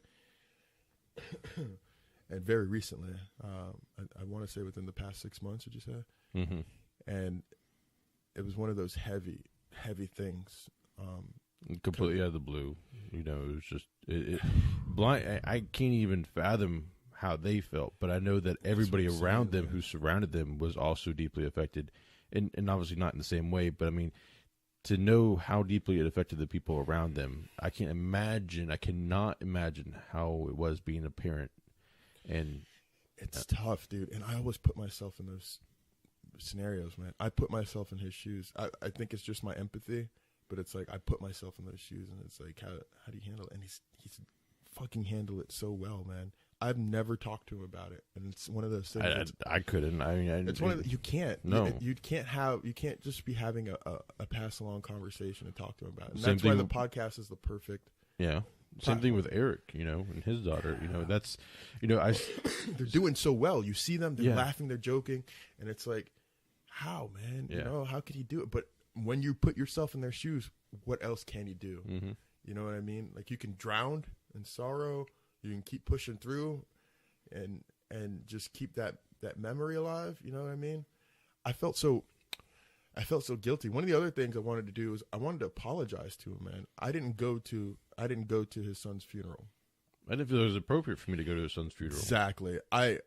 Everyone was invited. I didn't go because I didn't feel like I knew Ron on that level. I knew Ron. I liked Ron. Ron knows that I like him. Ron knows that, he knows that I think he's a good person. But I didn't feel close enough. Like, I don't hang out with Ron on our off days or like personal time besides this podcast. I didn't feel like it was my place to be at that funeral, because I know as a man, you're going to have to let those emotions out. I don't know how he was at the funeral, but it's like I would be breaking down. And I don't, if you're not a close friend, you don't need to see that. You don't need to see that man break down. It's a respect thing. Like, out of respect, like, I don't want you, like, the last thing I want for him to do, and I doubt it ever crossed his mind, is like later down the line, just think about how embarrassing it must have been.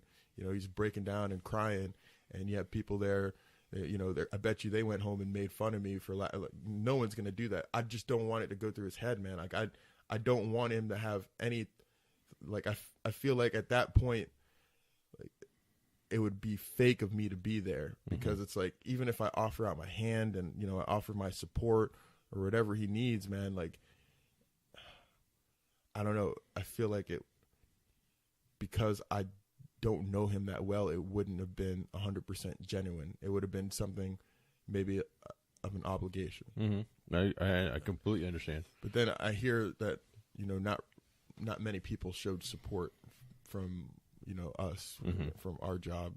And that hurts me even more, because it's like, fuck, I should have went. Because now, like, now it's like, I thought everyone was going to be going, man. I thought everyone was going to go. I was up in Jacksonville at the time, and it's like, I figured everyone was going to go.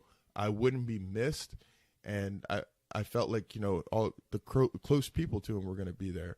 And, and then I hear no one went, man. And it was just like, it's heartbreaking, because it's like, well, fuck, man, how do I don't know. It was frustrating for me. I know I'm talking in circles, but it was just a real frustrating time, dude. It is. And to understand what is socially acceptable in those situations is hard to navigate. The worst part is, I know his wife too, man. I love his wife. She's amazing. Yeah, she's fucking, both of them are such good people. They dude. are. They really are. Well, think about all the people. Eric is an amazing person. He's so nice. He's always cheerful. I mean, as soon as he came back to work from his daughter's passing, he's been his face has been, a very cheerful face, and I don't know how he made peace with it, and he may not have yet. Maybe it's a constant struggle. Just put on that face. But Kate was Kate had a friend of hers that passed a couple years ago. Good friend. Yeah, and she was pretty devastated by that, and me. And we talked about this before in the previous podcast, not being able to empathize and have that emotion, not knowing how to react. Like, I know how to react, but not being able to react the way that genuinely. I should. Yeah. Yeah, you don't want to put on a front. And Exactly. That's what I didn't want to do that either. That was the big thing. Like, I didn't want to feel like I needed to cry too, or I didn't want to feel like, let me just stare at the ground so it's just awkward. You know what I mean? Like, it's not. I didn't need to be in that kind of. And I went with Kate to the funeral. They didn't have a funeral. They had a celebration of life or whatever, where everybody was trying to tell great stories about the person.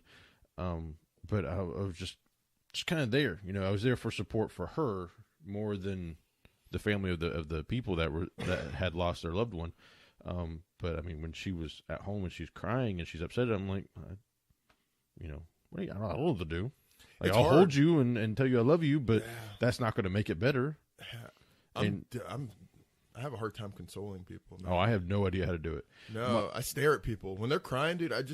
If they're not looking at me, I just stare at them, and I just like, all right, I know that you're crying, and like, I'm not being a dick or anything. Like, and I'm not gonna laugh at him, but I'll just stare at him. It's a surreal moment, you know, just like whenever you see like gruesome torn up bodies or like something like weird trauma and shit like that, you just kind of look at it, and it's like cartoon. It's third person view, man. It's weird. One of my first calls as an EMT student when I was doing my rides, we got called out to this house for code, and the wife was on the phone with dispatch, and she was distraught and everything, and she wasn't able to really give any kind of information. So we get to the house, she meets at the door, she's hysterical, understandably so, and we rushed to the back bedroom, and we closed the door behind us, because as we saw what was on the bed, we knew that we could not have her in the room also. It was immediately a signal 7. The gentleman had died of the night night before, right? But it was somewhat unexpected. Like, he had health issues, but it was still like he was handling the health issues. Did she? But she wasn't home either. Oh, I was gonna say, because I've had people who died the night before, and you know the wife slept next to him the whole night. No, I know that would be horrible. But she was out of town, and she comes home that morning and comes home and to expect to find her husband alive and well, and he's not. He's in the bedroom and he's passed. And it was weird. He was in the middle of getting out of the bed, so he was kind of sort of dressed and kind of not, so he was like on the edge of the bed type deal. It was weird. But he was he was cold, rigorous, set in, been dead for hours. And we walk out of the bedroom, close the door behind us again, walk out of the bedroom, and she looks at us and she says, "Is he alive?" Negative. Are you serious? Bitch, we'd be back in there.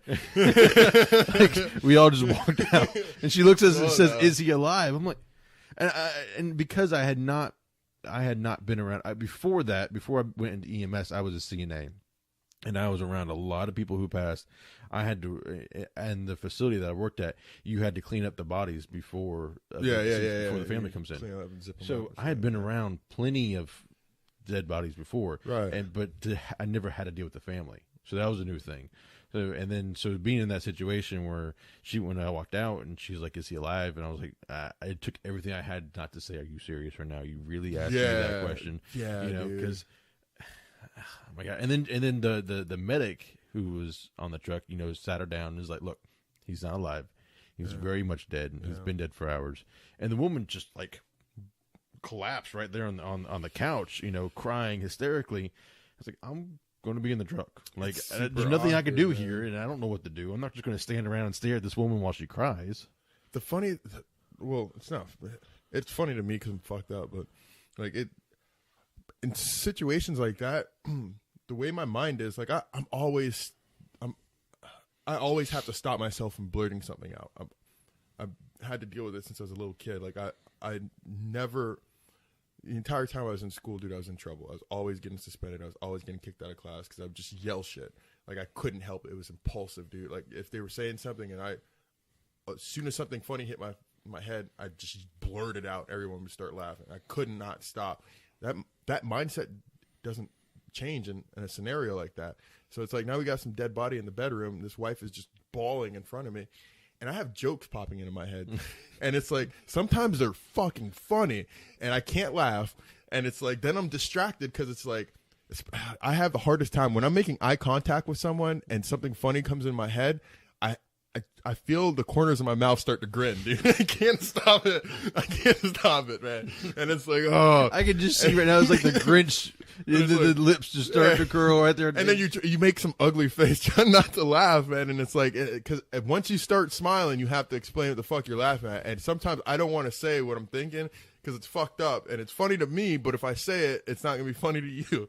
Or I need time to develop this. Like, so have you had moments where you've been on scene and that's... Bro, all the fucking time, man. I'll have like moments like a couple of weeks ago, we had this lady who stroked out, and like we were hauling ass to the hospital. We had to pull over halfway there because she had a seizure and she was completely out of it. We ended up having to intubate her, and it was just me and my partner at the time. And I'm just, you know, once we get her tube, we're hauling ass to the hospital. I'm just sitting there bagging at this point. And I remember I'm just squeezing this bag, and I'm just looking at her, and I'm just like, this is so weird. Like, I just gave you drugs to the point where you're not breathing now anymore, and the only thing keeping you alive is me sitting here squeezing this bag. And I was just sitting there staring at her house slippers because she had one house slipper on, and the other foot was just these mangled fucking nasty ass claws, dude. And it was just like, and there's this little fucking 80-pound, lady, and I'm just bagging her, and I'm just thinking in my head, like, this is just fucking weird, man. Like, how did I get to a point in life where I have a body in front of me that's dependent on me squeezing a bag to breathe for it, or else it dies, and it's probably already dead, and I'm just kind of postponing the death, and at this point, you're like, and it was just, it's weird, man. Some of the situation, yesterday, I wanted to ask you about this. Is there a hierarchy of people, as far as like their importance when it comes to life? I think naturally it goes like kids, then women, then like grown men, then old people. Yeah. Cause I think it's natural, but the elderly at the top, because you're like, look, you already lived life. You lived life. Your body's old. It's going to give out. I can only do so much.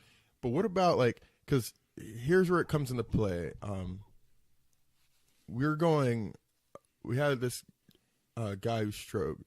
We're hauling ass to the hospital hot.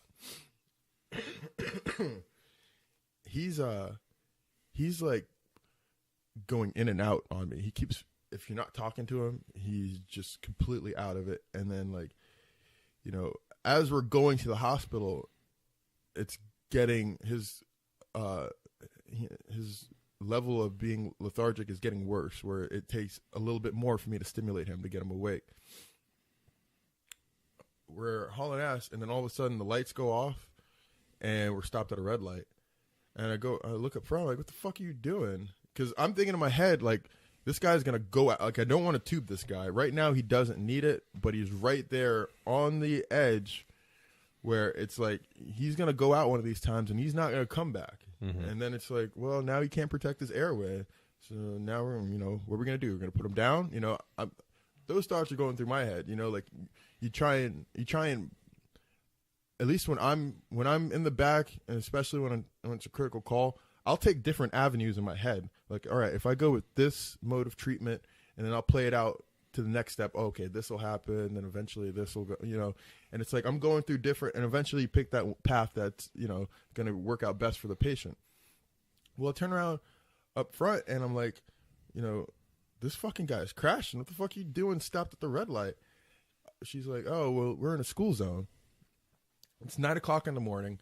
Like, school is already in session. The lights were blinking. The law is that you have to turn your lights off and you have to follow it. And in my head, I'm like, this shit makes no sense.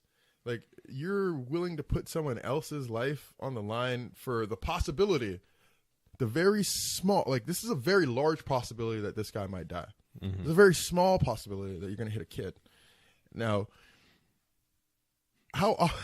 what kids are running into fucking highways to chase down ambulances? Like, I feel like if you did hit a kid, either you weren't paying attention, because I trust you. I feel like you can drive. I trust you to drive 60 miles an hour or 50 miles an hour through a school zone without hitting any kids. Mm-hmm. I feel like 99.9% of the time that I drive through a school zone at 50 miles an hour, even if I'm not in an ambulance, I'm just in a regular car, and a kid runs out, I cannot hit the kid. I feel like that's not a problem. I don't feel like kids are getting hit all over the place, like to the point where we need to go to this measure. And it's like, she's like, I just don't want to hit any kids, or yeah, oh no, I just don't want to get in trouble for it. And I'm like I'm all about weighing out consequences, man. You risk a lot to save a lot. And at this point, like, I felt like it was a small risk to go through hot through a school zone. Like, even if you slow down, that's fine, but you don't need to be stopped at a fucking red light. You know what I mean? When you got this guy in the back, where a couple of minutes does make a difference, because if he crashes as soon as we go into the hospital, is a big difference from shit, he just crashed in the back of the truck, and it's just me. But how would you feel, though, knowing that you don't have... No, not the kid. Fuck the kids. Who gives? Fuck the kids. Fuck the kids. All right? Save the whales. Fuck the kids. How would you feel, though, if, because she decided to disregard that law, and she did go through their hot, through a school zone with the lights flashing, that a cop did stop you or follow you to the hospital, got a ticket, or worse, got arrested or something, and then ended up subsequently losing her job and then couldn't pay her bills because you wanted her to go hot through the zone? When it comes, I make executive decisions. I'm not afraid to make a choice and stand by it. So when it comes to something like that, but you can't. If that would have came down to it, I told her just blame it on me. Yeah, but you can't though. You can't though because when you're in the back, she's the one driving. Yeah, when you're in the back, you're in charge. When I'm driving, it's my ass that was something that goes wrong. If I hit that tree or that car or that kid or that dog when I'm going hot to the hospital, I got to listen to it. Well, here's where it gets fucked up. So I said, what happens if we were driving hot to the hospital and we were transporting a kid who got hit by an ambulance who was driving hot through a school zone? And then we drove through a school zone. We just turned the lights off. And she said, no, it's a kid.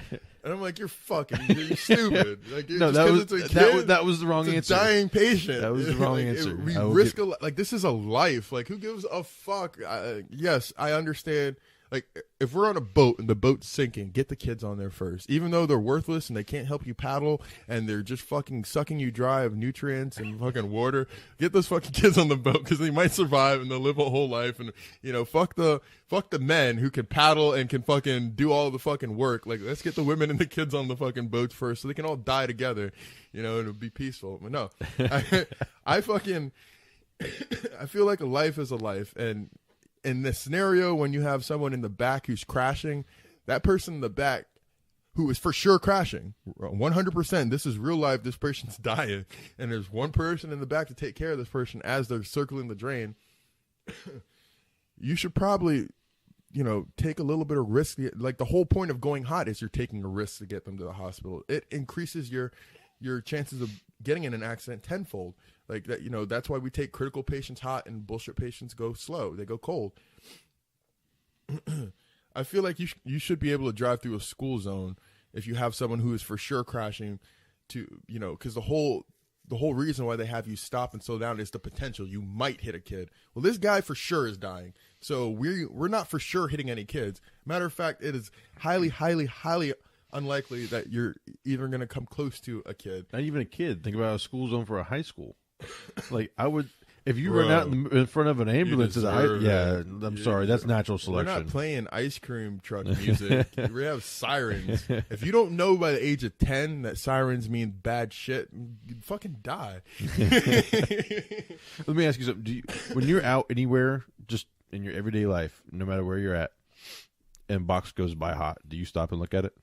Yeah, man. Do you stop and stare? Fucking woo, dude, to the core. Okay, good. Yeah, I hear it, and I have to look around. Which way is it coming from? I'm not even driving. I'll be on I'll be walking. I'll be like, where is it coming from? And then I have to watch it go by. Okay, I don't know if that's everybody or if that's just people in EMS. Because Machard and I did that yesterday. Brian and I were out and about, and twice it happened, and we were in the middle of conversation both times, and we both stopped and watched this thing go by in awe, and like he was like, ah, as it drives off, and then we continue on. And I asked him, I was like, is that weird? He's like, no, because we both did it. Like, but we were when we were in England, we were walking around London, and a box goes by. Yeah, and I love the high-low. I stopped, and I stopped what I was doing, and I stood there and I watched it go by. And Kate's like, what are you doing? We have to go catch the train. You're like, are you fucking 10?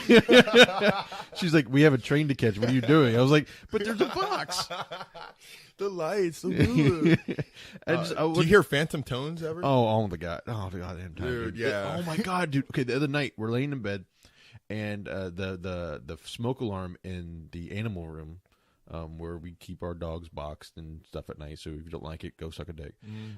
Went off, and I heard a noise at first, but it didn't register in my head because I was such a deep sleep that what was going on. And then it went off again, and I was like, oh shit. So, and all of our smoke detectors are connected. We had the wired in one, so it chain reacted all the way into our bedroom. So I got up and got dressed, and I was sleeping in my boxers. I threw a pair of shorts on, and I started to run, and I had to think about it for a minute. I was like, am I going to a call or what's going on right now? Because I knew that I was supposed to be up and I was supposed to be in emergency mode, but I had to think about what emergency was I responding to. Yeah. I haven't done it in a long time, but there's been plenty of occasions where something woke me up out of my sleep and I immediately got dressed. Or I remember one time me and have you met Steve yet? Just got hired with us. Medic? Yeah. Tattoos down his forearm? No. I don't think so. No, he ain't got no fucking tattoos. He's a good friend of mine. He used to be my roommate. We were at a party. We were both plastered. And there was a unique tone that went off. It wasn't an alarm or anything. I just heard something that it hit that frequency, and both of us dropped what we were doing. We were sitting on a couch. Both of us like put down our beers and stood up in a panic, dude. It was instinct. And then both of us realized, wait a minute, what the fuck are we doing? I'm drunk and I'm at a party. Like, but I mean, it was so weird because like it happened so irregularly, you know. But that moment, it happened to both of us at the same time. Like whatever that tone was, it hit that perfect frequency that triggered in my mind. You got to call, got to go, like and. Fucking stood up and I was ready. I mean, alert too, dude. It snapped me out of my being drunk, man. Like we're programmed. We're hardwired, dude. We're brainwashed. What we are. We are hardcore brainwashed. Yeah. Anybody who's in either EMS, fire, or police, I think that when you hear those, police have tones, right? Do they have tones? Or they just have dispatched out. They have to, man. Because who wants to listen to that fucking radio all day? I don't know. Yeah, But I mean, I think your brain is always listening to that stuff. Even like when I'm at work, I don't sleep. I rest. Like I'll get in the bunk and I'll close my eyes, but I never really fall into I call it sleep. call anxiety. Yeah. I get those at busy stations. And you're scared to do anything. You're scared to take a shit. You're scared to eat because you're like, fuck, I'll get a call. You know? And you get superstitious. You're like, I cannot, like, I can't say the word quiet. Yeah, you cannot say the word quiet. It's the Q word. If anybody says a Q word at work, you're out of the station. God, you're getting your ass chewed so bad. But I mean, like there'll be times where we'll have go lay down in the bunk, and then I know I'll wake up later. I'm like, if I get out of this bed, I'm going to get a call. Like I know that's bullshit. Like it's bullshit, but you're like, I just know it. If I get up to go pee or if I get up to go get a drink, I'm going to catch a call, and I'll be damned if 9 times out of 10 it doesn't happen. You do. You get up and you go into the common room. You're like, you start to eat something. You're like, oh fuck, and you get a call. Make a phone call. Get a call. My thing for a long time is I used to tell people we need to make a sacrifice to the call gods. Quick, get me a baby, a virgin, and a goat. Everybody knows about the EMS gods. Yeah, the EMS gods. Don't want to piss them off. No, you don't. Curse their names. Oh, don't curse their names and don't say the Q word. Yeah, say the Q word. You're going to get your ass kicked, bro. I really want to. Or maybe both of us could do this. All this shit's mobile.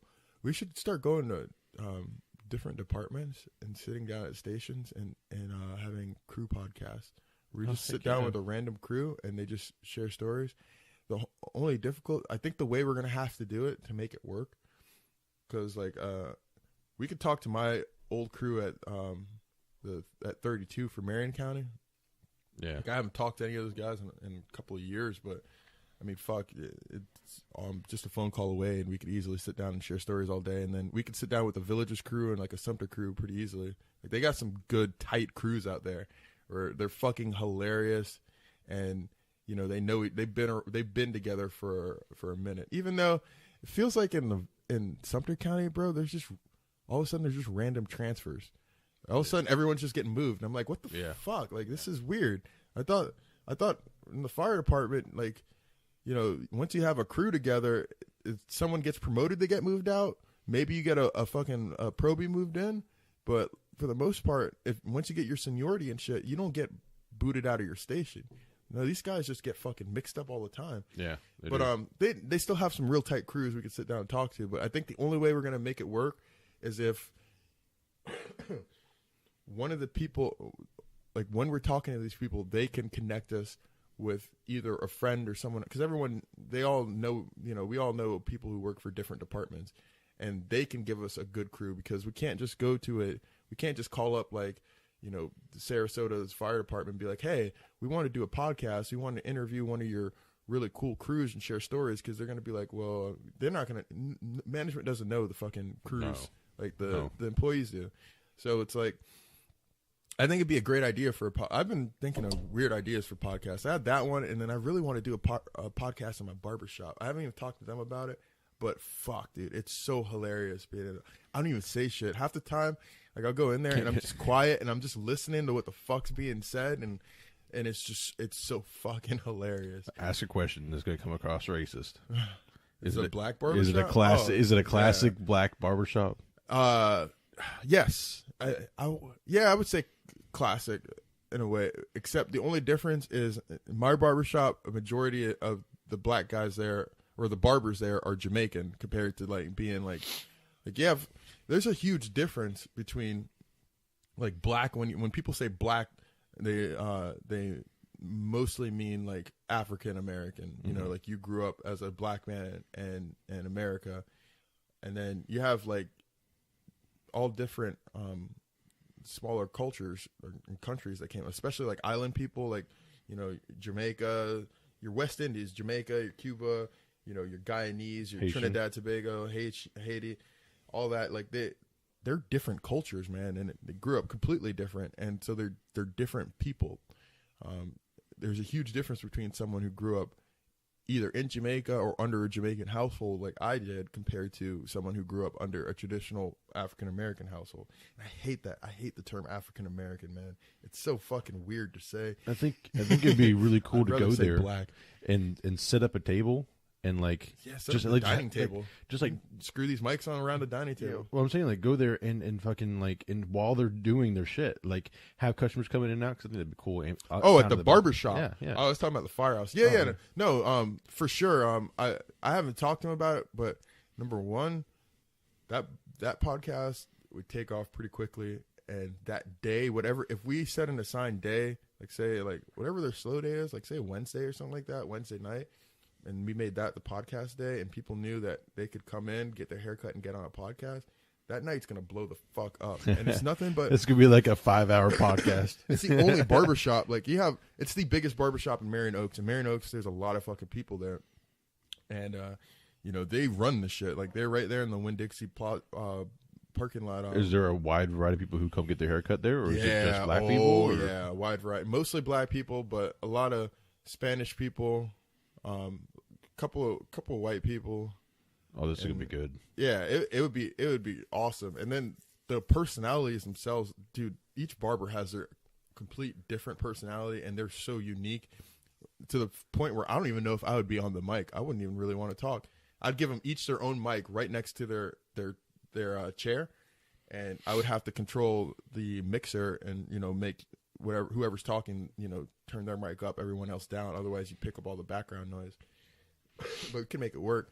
But I mean, I'll tell you what. Something else. It's a long shot. I'd rather do the firehouse one. Would be awesome. I really want us. We need to come up with a good name for that. I want us to get into some destination podcast, but also something else that's going to come up is that and obviously, you know, it's going to sound whipped or whatever you want to call it, but it's out of respect. You know, Kate doesn't want to have to deal with it whenever she's like in town and whenever she's home or whatever. So she's ready to go out of town soon.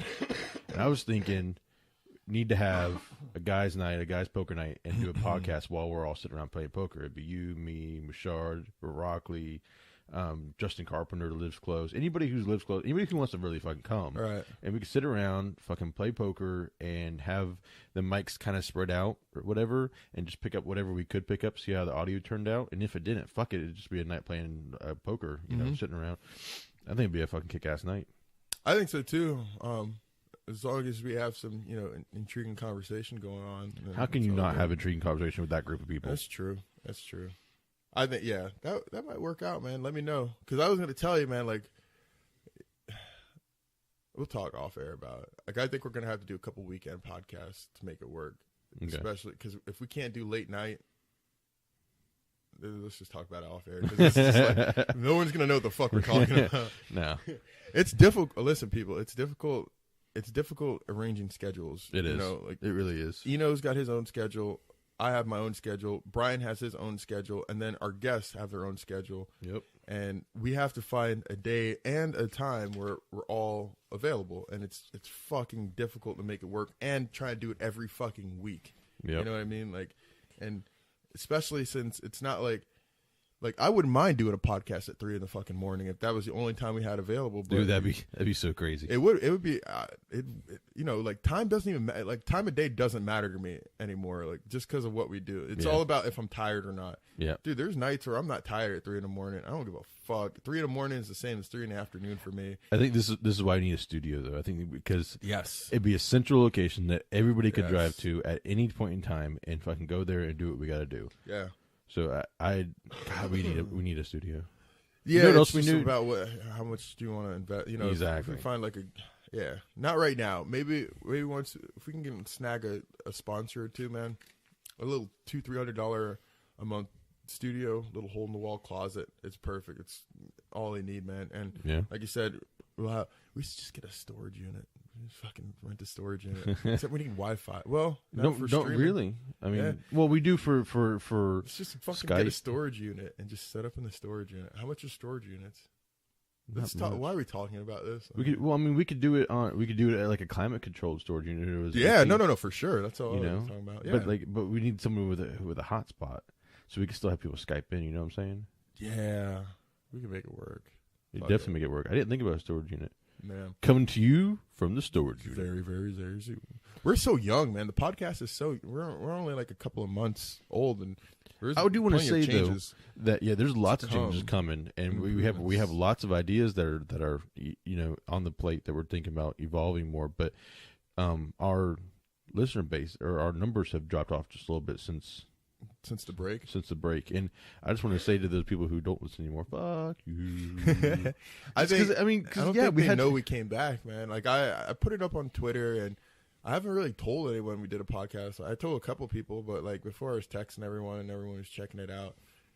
It just shows how much consistency, I mean, when they know that first week they come over and it's like, oh, where's the podcast at? And then another week goes by and they're like, all right, no podcast again for 2 weeks, and then they just forget about you. Mm-hmm. We're not the most important thing in anyone's mind. No. Mm-hmm. So, if you are listening and you are creative with pen, paper, paint, computer, we do need a artiste to collaborate with. We need a logo. And we need a musician. Yeah. So we need someone who is artistic, producer, not a musician. I need a producer or a producer. Yeah. Someone who has access to music and can make something for us, and someone who can draw. Because I can't do any of that. I have both of those in one friend who could do it. I asked him about it before, and I just forgot to follow up on it. But he's an artist. He actually does. His girl is fucking. She draws amazing. Like she does beautiful like freehand drawings, and he does like little electronic designs and shit like that. And he's also a musician. Like he's toured and stuff before. Opened up for big acts. I think he opened up for Red Jumpsuit Apparatus or Velvet. I don't know. Velvet Revolver. I don't know what the fuck I'm talking about. He opened up for a big punk rock band. Sounds good. We definitely, we need that. It's so aggravating. Like, my little picture deal that I made up is fine for now, but I'm ready to move on to something more permanent, something that's more us. Yeah. That was really just kind of thrown together. Yeah, for sure. And I'm ready to mix it up. I want, we got to figure out something that really embodies the transient thoughts ideology. I told you, man, I wanted to get a picture. Well, I wanted to have a drawing of someone who resembled you, goatee, glasses, and have their head exploding and them trying to catch their brains, or at least trying to contain it. And you were black. And it said so someone that looks like you, but not the same race. I want Black Eno. I feel like Black Eno is hilarious. Maybe it's just me. I just want to laugh. I don't think anyone else will get it. It should be hilarious to me. Black Eno would be funny. I don't know. Someone who is we'll just wait to see if your friend can do it first. Yeah, I'll talk to him about it. People, we have some really great ones coming up soon. We have some amazing guests coming on that I'm very, very excited about it. We talked about next week. Yeah, we talked about it last week about there was two people I forgot to mention last week. And then we have some people coming up. Next week's gonna be very interesting. Yeah, we're gonna do a double on Monday. We got Mike Porter coming up. Mike and Irving Locker, I believe is his name. Irving is a World War II vet, 93-year-old World War II vet. He was part of D-Day, also liberated some concentration camps, has a ton of memorabilia, has been given awards for his time in the service. He's going to share his experiences. We'll talk to Mike. Mike is kind of he's running this project, the oral history project for the Library of Congress, where he's going around interviewing different World War II vets. They store it away in the Library of Congress for future generations to come, so they can listen to firsthand experience. Later on that day, we have Greg Croft. He manufactures computer chips. I'm sure he does more, but I don't know how to describe it. Talk to him about technology. He's going to be via Skype, so yeah. We'll be able to see him on our monitor. And for those of you who do watch our YouTube channel, you'll be able to see us, but you won't be able to. He won't be here in person, so you'll have to listen close to the audio. Right. If you have not checked our YouTube channel yet, please head on over, subscribe, rate, comment, share, all that good stuff. Hey James, why don't you put the old podcast on the fucking YouTube channel like I asked you 2 months ago? Do you know how much work it is to edit that shit in and upload it, and it takes for fucking ever to upload, and that's a lot of editing. And what I don't like is that when I put it up, and somebody may know how to do this, I don't know how to do it, but when I put them up, you can't just put put the Transient Thoughts fucking logo and just have the audio over it. Oh no, yeah, I did that. Graham Judd's is like that. It's up there. That's what I was saying. Doing the rest of them like. But when I do them, it's going to put them kind of out of order. Like 1, 2, 3, 4, 5. I can, but it'd be 1, 2, 3, 4, 5, 6, 7, right? And then 8. Well, no, 6, and then like at the bottom of the list is, as I upload them, and then we get to the one where we're at currently, and then you have to go back down to find number 7, which is at the very beginning, and Daniel Sunday's at the bottom. Numbers next to that motherfucker. So it's just annoying, but I can do it. I gotta get lazy. My inner bitch. Dominate that inner bitch. My inner bitch. Yeah. Hey, we're gonna get Inner bitch is gonna be a permanent personality in the show from now on. Inner bitch. Yeah, inner bitch. Totally stole it from Joe Rogan. Oh. Well, no, he tweets about it when he works out. Like, yeah, I just beat down my inner bitch, and just that concept of that inner bitch, because it's that internal monologue never shuts up in my head, dude. Dude, I might be schizophrenic, but there's something going on in my head at all times, and a lot of the times when I'm trying to be successful or motivated or just not be a piece of shit, that inner bitch comes up and starts voicing its opinion, and I listen to it. It's very convincing. Mm-hmm. Very, very convincing. But hey, in the future, 2 more people I meant to mention who we're going to get on here in the future. Dr. Dana Cowles. Cowles? Cowles? Cowles. I don't know how to fucking say it. I think that's his name. But he's a doctor. Fucking doctor. No, he's a real cool dude. Talk to him. He's down to do it. We got to set up dates. And with everything, I got a new job. Yay. So I got to figure all that shit and how that's going to work. But he created a website, or not a website, an app for EMS. They transport. You're able to, like, say you're transporting a stroke alert or like a cardiac alert. You hit the hospital that you're going to, and you can send them the information. It gets transmitted to the hospital. It also notifies the cardiologist for that patient. And then from the hospital, they'll be able to track where the EMS unit is as far as how close they are to the hospital, and then where the cardiologist is coming from, and just be able to coordinate a lot better. And it makes it so simple. You click a couple buttons and it's done. No more calling reports. It should work smoothly if it's implemented correctly. So I want to talk to him about that. Plus, pick his brain about some shit. He should be fairly smart. He went to school for a long time. He's a cool dude. I don't know much about him, but the conversation to have, he has a very relaxed personality. It's real laid back and knowledgeable. I've heard him put on that professional voice, that when he's talking to like patients and shit like that, and he knows his shit. And then the other one, Billy Whitaker. You motherfucker. Billy Whitaker is a guy who works for the Villages Fire Department. Mm-hmm. We've been in talks about getting him on here. It's just it's the logistics of it have been a little bit pain in the ass. He is the chief, I think he's the CMO, chief marketing officer of the company called Go All Day Sports. They do sports apparel. And he's got a million different athletes that are sponsored by their company. Any sport you can think of: basketball, football, baseball. Swim.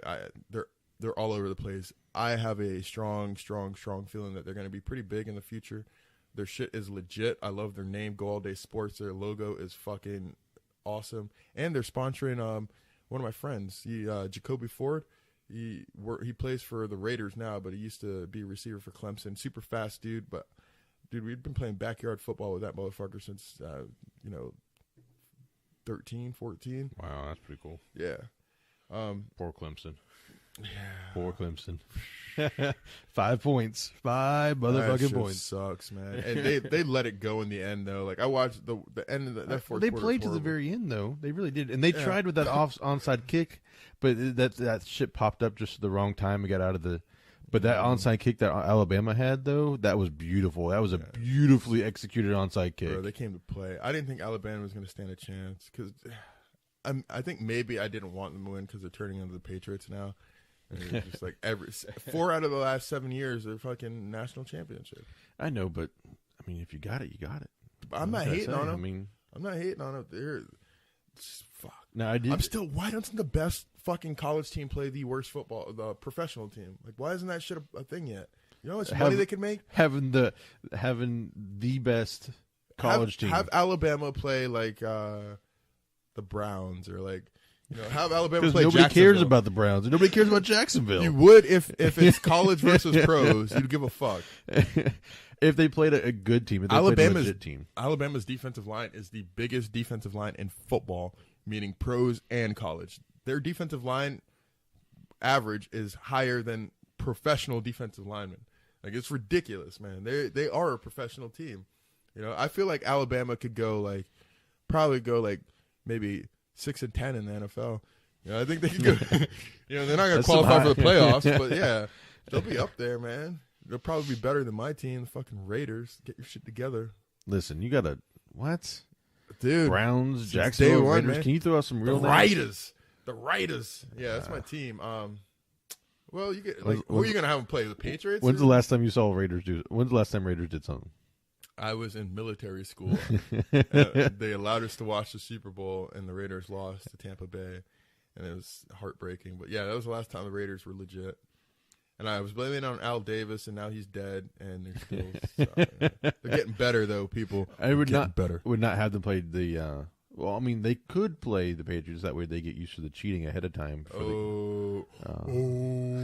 Did you see over the holiday season? There was a picture, and it was all those blow up yard decorations with the giant snowmen. Well, they had a whole yard of them. They were all scattered across the yard, and they're all flat. And it said Tom Brady's front yard for Christmas. No, that's hilarious. That is great.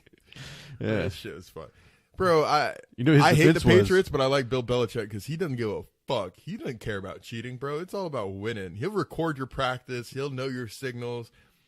Deflating balls is bullshit. People just want to make a big deal about that. But they have cheated pretty legit in the past. And it's been aired out. He doesn't give a fuck, man. I love Bill Belichick. He just doesn't And give apparently a fuck. The owners don't care because he's still there. Results. People, it's all about results. These motherfuckers, these are grown men playing a game for a living, a very lucrative living. No one gives a fuck. Like, who cares if they cheat?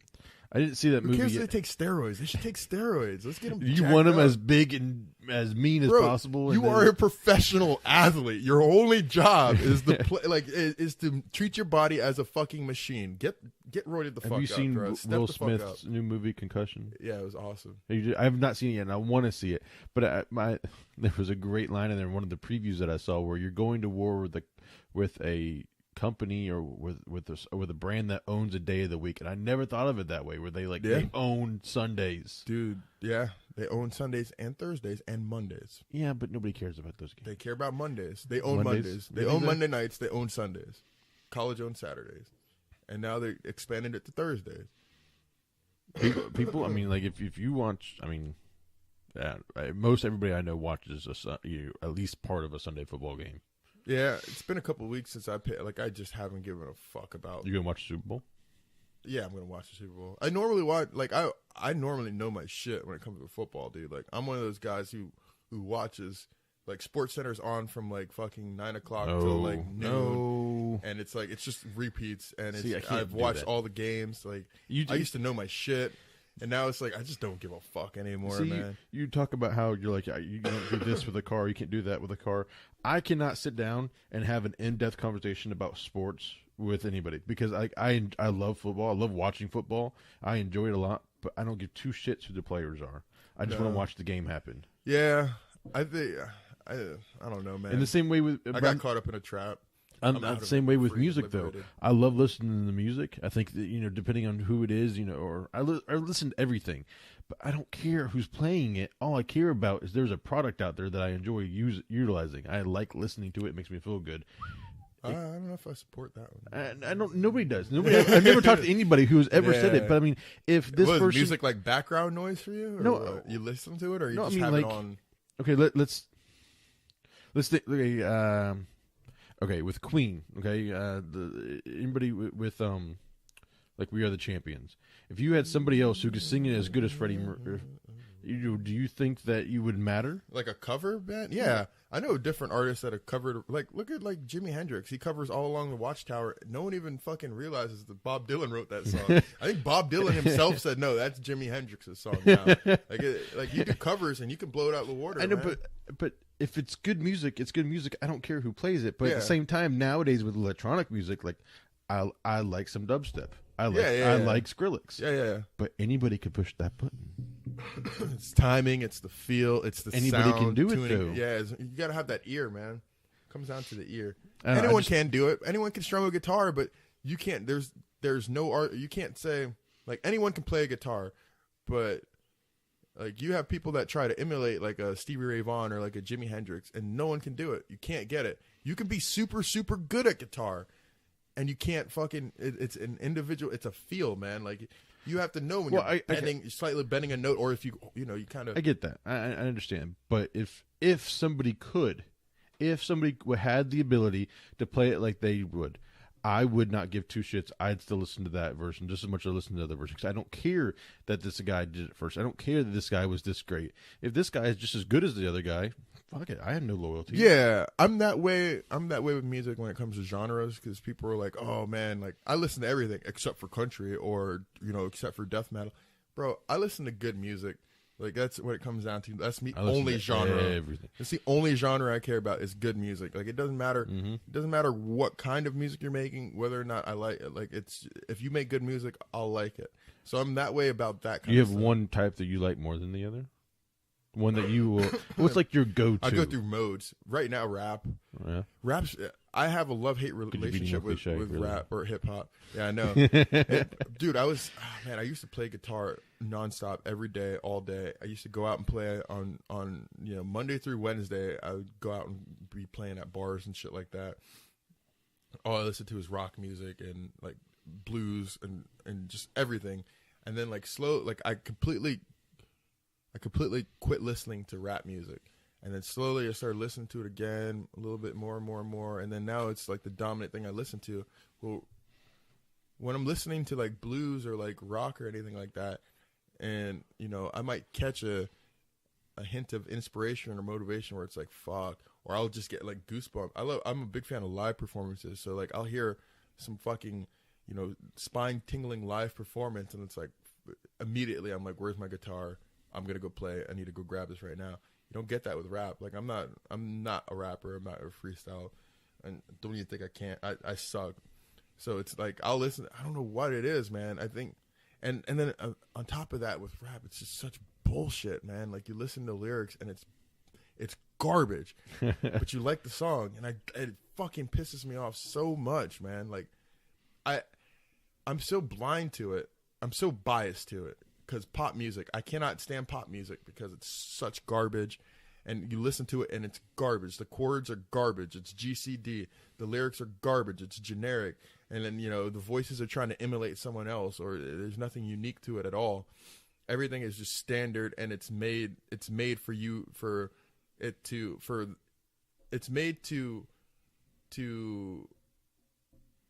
catch the majority of people's ear. You know what I mean? Like the people who don't give a fuck about music, they just want background music.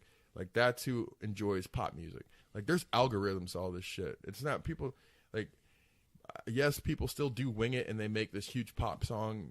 They put a couple chords together and made this huge pop song. But no, there's certain algorithms. I can't remember the name of it, but there's an algorithm to writing, and it breaks down to your syllables and how you're writing it.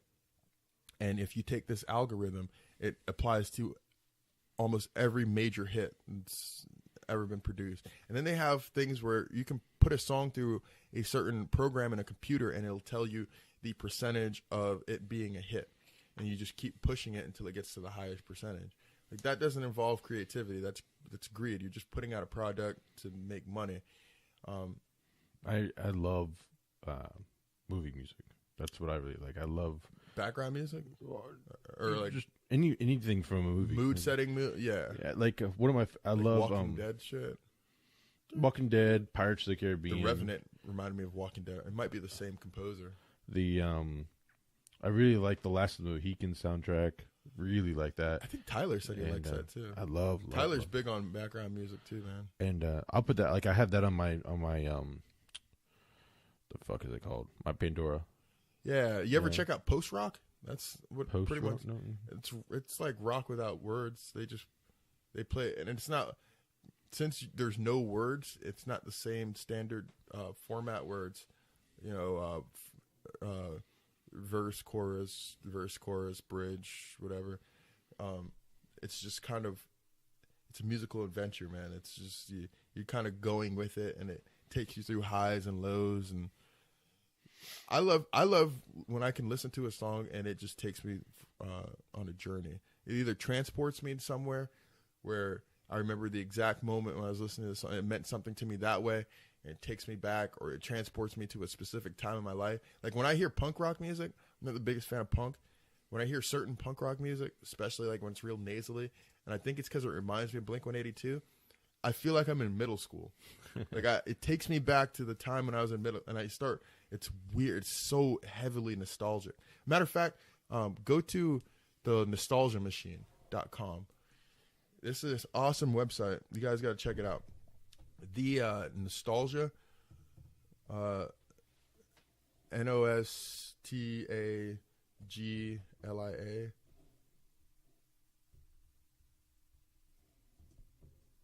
What was it? Effect? Machine. Machine.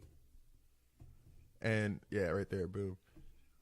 When you go to the website, it has music videos from every year. So you pick a year, and it has like the top 100. My favorite year, go to 2001. Now, look at the fucking songs that pop up. Holy shit. Yeah. You remember some of these? I'm Real with J-Lo. Oh, yeah. I'm real. How'd you get me? Let me blow you. Yeah. Hit him on style. Yes. Or it wasn't me. I'm sorry. I love this song, on the dude. counter. It wasn't me. God, man, what a gangster song. Dude, Shaggy's the man, bro. He was. Shaggy's got so many fucking hits. Red-handed. Oh, man. Yeah. You Remind Me. That was my jam, the Usher. You remind me of a girl. Look, Angel. It's another Shaggy hit. Yep. Oh, shit. Ride With Me with Nelly. Peaches and Cream. Oh, yeah. Peaches and Cream. Oh, hold on. Scroll up. Remember that song? The City High. What would you do? What would you do? Oh, man. How'd that song go? What would you do? What would you do? Oh, yes. yes. He's Yes, hungry. yes. The only way to feed him is to dance with a man for a little bit of money, and his daddy's gone. That chick was so high, so hot. Claudia or Claudette something. Want to hear a true story without a real life party? I know y'all can't hear this, and if you can, I barely. Just enjoy my voice. Yeah, you got Lady Marmalade, Survivor, The Destiny's Child. I'm a survivor. Get your freak on. What? Oh, no. Get your freak on. Oh, shit. Green bird when it's all over. I'm like a bird. What's that, Jaded? What's the Aerosmith song, Jaded? How did that go? I know. We're about to find out.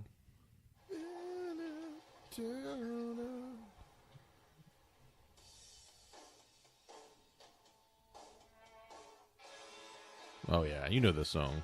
Yeah. You know this song. Aerosmith's a badass band, man. I'm gonna try They got something that some hits. may backfire. What you up to? Oh, Differences with Genuine. That was my jam. That was my slow jam. My whole life has changed since you came in. You were that special one. I'm so in love, so deep in love. Yeah, ladies. I know you're sitting in a puddle. What song are you playing? Working. Is that still the It's Aerosmith? it's still the Aerosmith, but it's It not looked working. like fucking Lady Marmalade. Nope, not working. Bro, he made a hot ass fucking daughter, man. Oh yeah, he did. Fuck. God damn, bro. Yeah. Oh yeah. God damn. Yes, he did.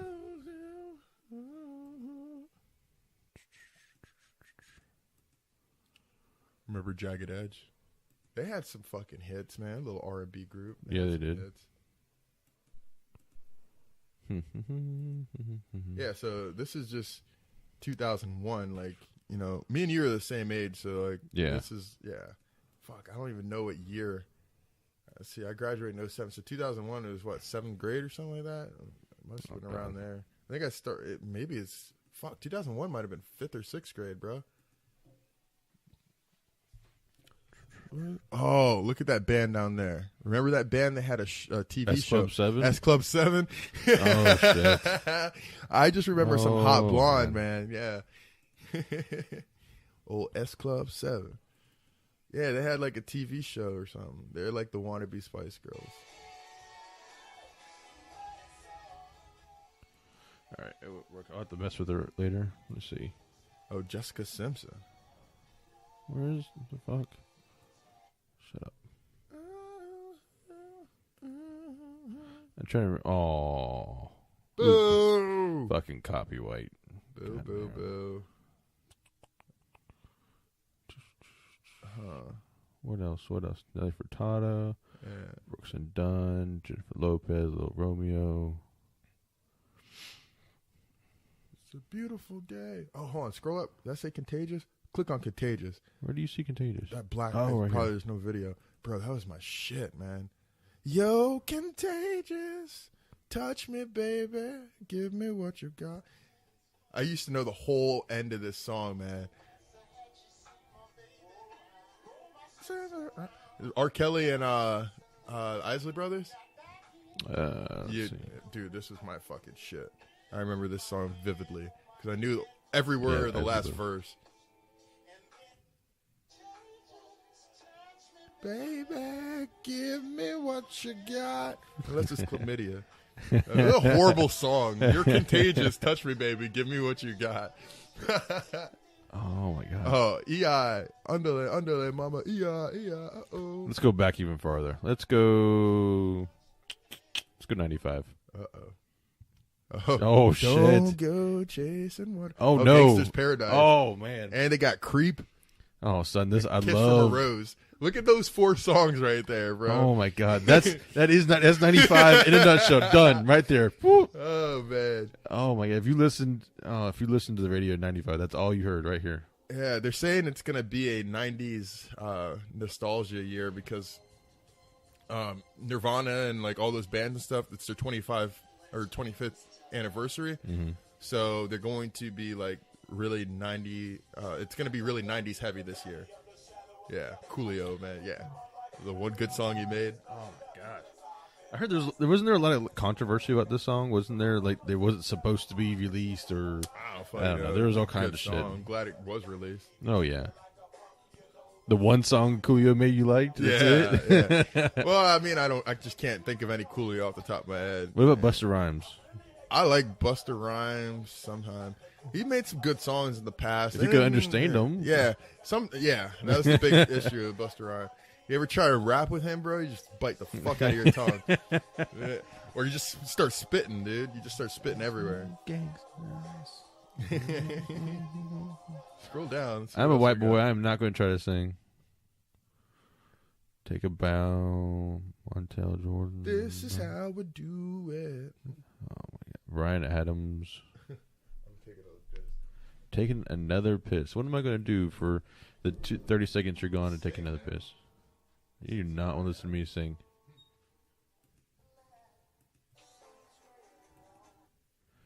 Wow. Can't believe this. Hootie and the Blowfish. Notorious B.I.G.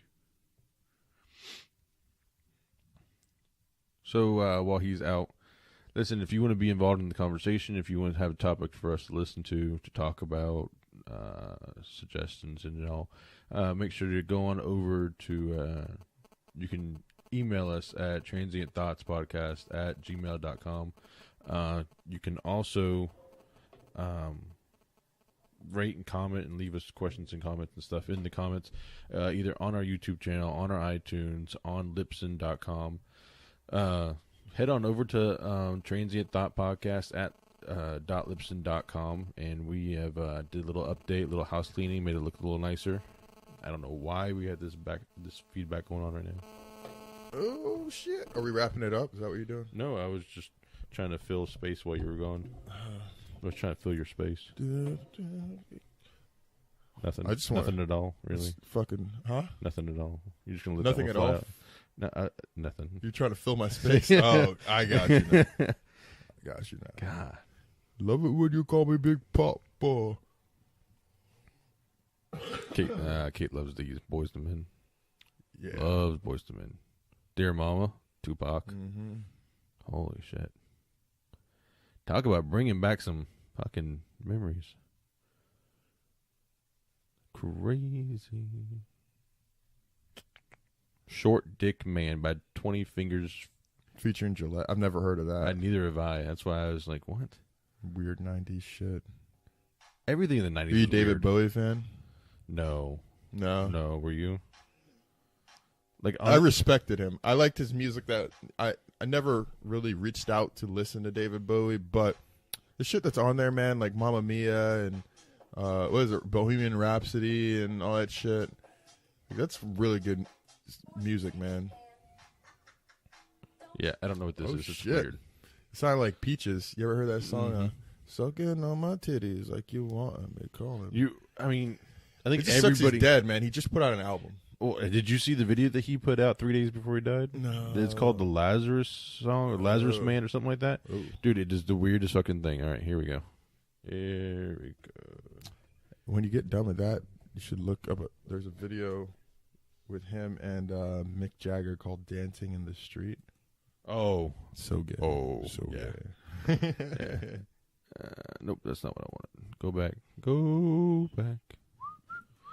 I can tell you, I don't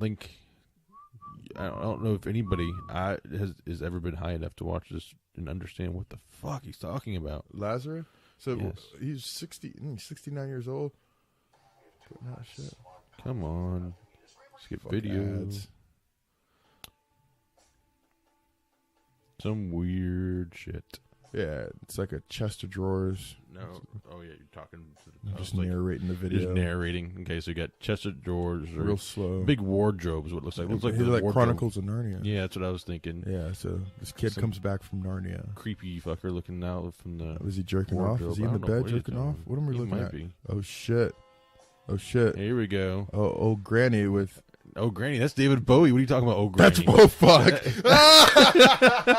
It's fucking Bowie, dude. No. Fucking Bowie. He said there's buttons on his eye like a fucking teddy bear.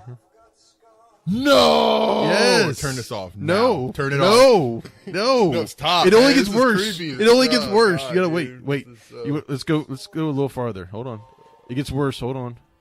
There's some weird creepy girl. It's like fucking the Ring girl's underneath his bed. He raises up. He's levitating. Dude, it gets worse. Hold on a second. It gets so weird, dude. I never want that shit underneath my fucking skin. That fucking flabby old person neck. It looks like a chicken gizzard. I never want that shit. Where is this? Come on. I There's would one. permanently wear a turtleneck before that happens. Here we go. Oh my god! Here you go. What is he He's doing? in a striped leotard-looking thing. He's doing some gay shit right now. He is kicking it up like a rocket, or something. I don't know what he's doing. Dude, it is the weirdest thing I ever saw in my life. Yeah. I watched the whole thing, and when I was done, I just turned my phone off and had to go do something else. Have you seen the Dancing in the Street video? Yes. Okay. It's horrible. Yeah. This is. I don't want to watch any more David Bowie. R.I.P. Man. Have you seen the original Space Oddity video for Major? They call it. Everybody knows it by Major Tom. Major Tom. Yeah. Yeah, but it's fucking. It's weird. Tom. Like this is the original video for it, 1969. See, look how normal He was just a looked then. weird motherfucker, though. He might have looked normal, but he was still weird as fuck. This is Ziggy Stardust we're talking about.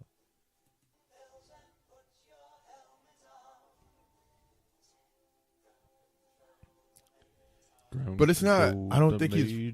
I don't know if he's really weird or if he's just fucking with everyone. Because I would so make a video like this and just put it out there and fuck with everyone, and I'd make everyone think I was weird, but I'm really just laughing. You know, we have a GoPro now. We can make whatever videos we want and put it out there. It's true. Really fuck with people. All right, let's get out of here. We gotta make sure the fucking lighting is right. This is the main reason I don't have a Facebook. Because I'm black as fuck. I came to that conclusion the other day. Like, I just don't look good in pictures. What year? Man. What year should we go to? Let's go to 89. You're born in 89, right? 88. November of 88. Let's go to, 89, 88, don't matter. See what was popping when we were little kids. Might as well be 90. Bet you Michael Jackson be on this motherfucker. You know what, my prerogative. You know what 88 is, right? It's the year of Chucky. Oh, shit. It's the year Chucky came out. Look at it. I don't know about that Look Away song, but my prerogative. Every rose has a thorn. Yes. Straight up now, tell me, do you really want to love me forever? Wind beneath my wings. Oh, Milli Vanilli. Boy. No, bro. What are you fucking doing? Don't press play.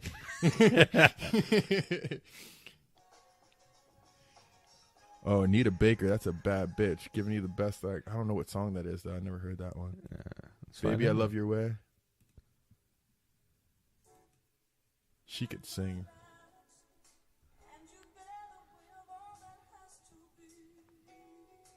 Yeah, pause that. I don't know that. I don't know that song. What do you mean, dude? None of this is like this was out when we were born, but it was. There should it's still not be the shit that we grew up on. There should be some good shit in there somewhere, man. Come on. I don't know, dude. 80s was sketchy. I'm sorry. 80s was seriously sketchy. 90s is where it at. 80s was sketchy. Yeah. Even the early 90s, they're like 90, like 1990. It took them a while to get rid of the 80s stench. That shit hung around for a while. Ugh. Born to Be My Baby, Bon Jovi. Good Thing by Fine Young Cannibals. The hell? Never heard of them. Have you ever heard of Steel Panther? No. Okay. Well, Sex Panther. All right, listen. So everybody knows, the classic 80s hair bands, where you have, fucking, I don't know, White Snake or fucking Guns N' Roses, stuff like that, okay? So it's that type of music. I don't even know when my partner just introduced me to them, but every one of their songs is raunchy sex songs. Oh, shit. Yeah. So they're all about fucking and this and that, and dude, it's Mike's such an interesting character. Mike is an interesting because he seems so serious, but then he's another one who's just trolling all the time. He's trolling, man. Oh, he's always got a grin. He's always got a grin on his face, even though he's speaking seriously to you. He'll be polite and he'll be kind, but he's thinking about something funny. Yeah. So I suspect he's a piece of shit deep down, just like me. We're the same. They sound exactly like an 80s hair band, but they came around in around 2000, and they're still going today. Danger Kitty? Is that one of the names?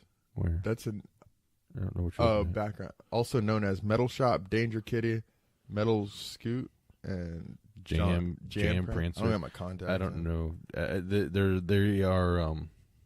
Do you watch South Park? Some of it. They had someone fuck with the Lord page. Whoever that chick's name is. It Lord? Is that how you say her name? Lord or Lord Day? Lord. Yeah. Well, a South Park episode, you find out Randy Marsh is Lord. Well, they went on the Wikipedia page and it said birth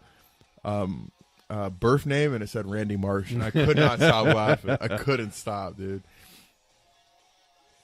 So listen to this. Listen to these lyrics, dude.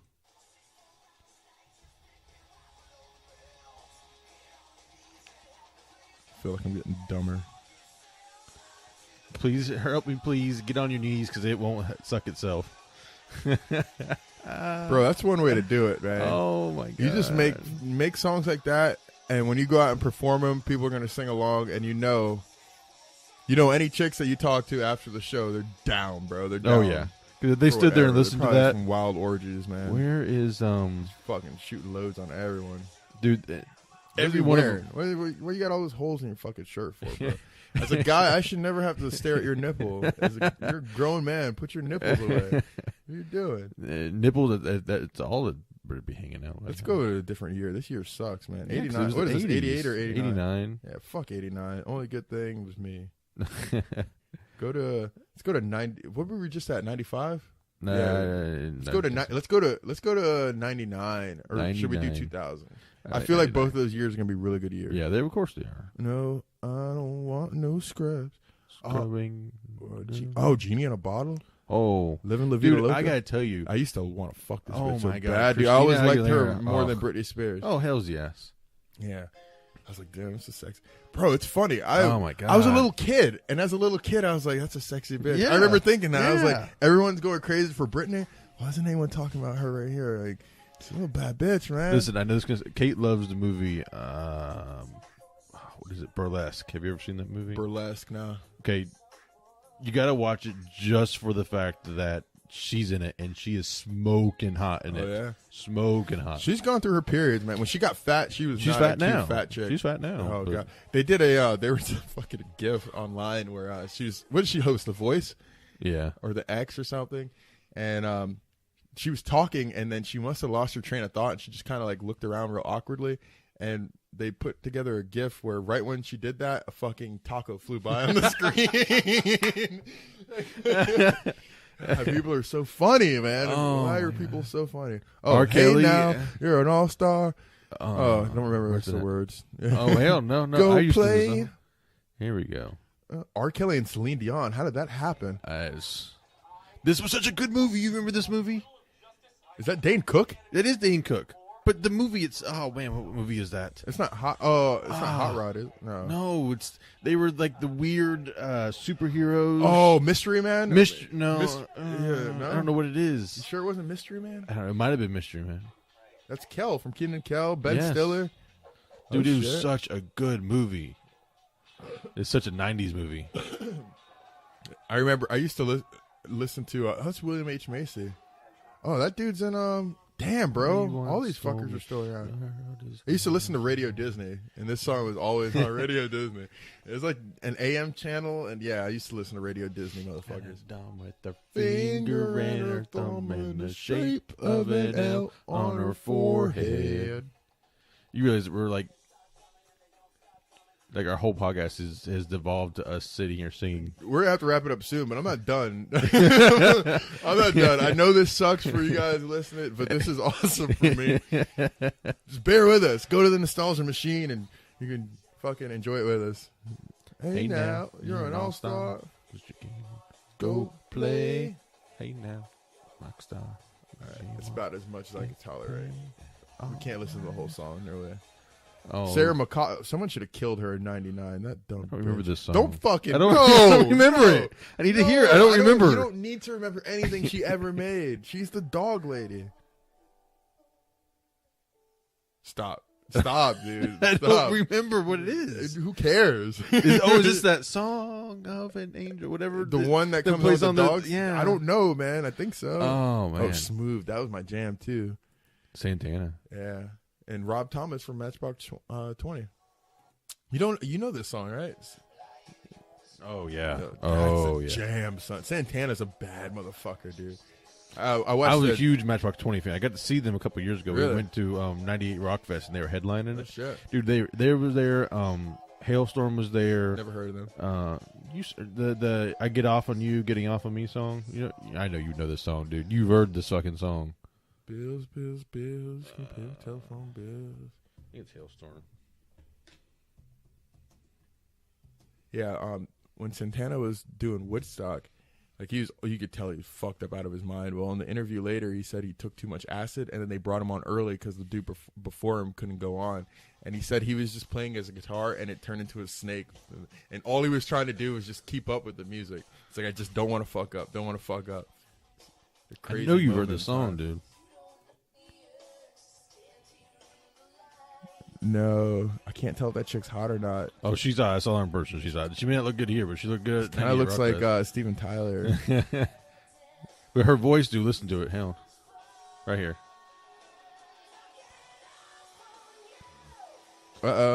Yeah, sounds like a Kelly Clarkson / Carrie Underwood rock chick. Like I say, it's a little bit harder than that. I mean, geez. Oh yeah, way harder than that. I'm just talking voice wise. Pearl Jam, Last Kiss. I loved this song. I'm sorry. Last Kiss. What song is this? I think this is the one I'm thinking of. Is the one where they drive off the bridge? I don't know much Pearl Jam. I know. Was it Yellow Lead Belly? What is this? Yes. You can't understand the words. What? The one Pearl Jam song, isn't it Yellow Lead Belly? Or I have no idea. Oh, it's a badass song, dude. Well, you remember this song though, don't you? I never got into Pearl Jam at all, dude. I wasn't huge. I actually have heard Jam, that, but Last Kiss was one of my favorite songs. I like that. Enrique Iglesias. Stop clicking on the bullshit. Stop. There's too many good songs. Here we go. Fly Away. Lenny Kravitz. I want to get away. That was a good song. He's a man. They don't impress me much. That was your jam right there, wasn't it? Fuck, I love Shania Twain. Dude, right at this age, man, I had all of Shania Twain's CDs, bro. Oh. I had all her CDs. Why are you admitting this? Sing all her songs. Why are you saying this? Just because she's hot, I can get away with it. Oh, yeah, Red Hot Chili. I gotta see them when they come around. I say that all the time, but I gotta see Red Hot Chili Peppers this year. Before they all fucking drop dead in their wheelchairs. Okay, Will Smith needs to stop doing music videos for his 90s blockbuster movies. Like, he did one for Wild Wild West. He did it for Men in Black. But they were hits, bro. That Men in Black song was the shit. Wild Wild West wasn't bad. Getting jiggy with it. You know who was in that song? Is hot chick, man. Fuck. Eva Mendes. Remember Summer Girls? I remember LFO. Yeah, I remember that song. Yeah. Jumper, Third Eye Blind. Oh I my used to god. play that song on guitar. This website's going on like permanent. I'm never closing this website ever again. This is great because you go on the YouTube and you look for all this shit. Remember Mambo number 5? Been living in, and if you do not want to see me again, I will understand. And I guarantee you were doing it just as bad as every karaoke person ever. You ever stop? You listen to Mambo number 5? You know? Oh, fuck yeah. Okay. I haven't heard it in a long time. I can't remember how the you beat try to goes. dance. Damn Oh, damn copyright. Oh, Whoop, sweet lady. there it is. No, that's a different song. I saw whoop. No, the thing's in the way. Like my boom arm is in the way of the screen, so all I saw was whoop, and I was like, "That's not." Lauryn Hill's a bad motherfucker. She goes by.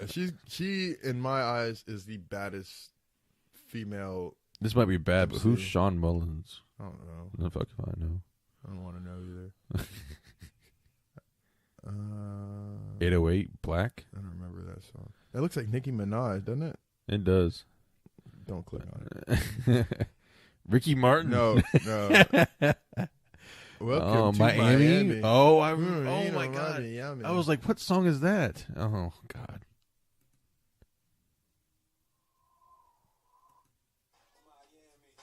Oh my god. That's a jam. Dude, Will Smith.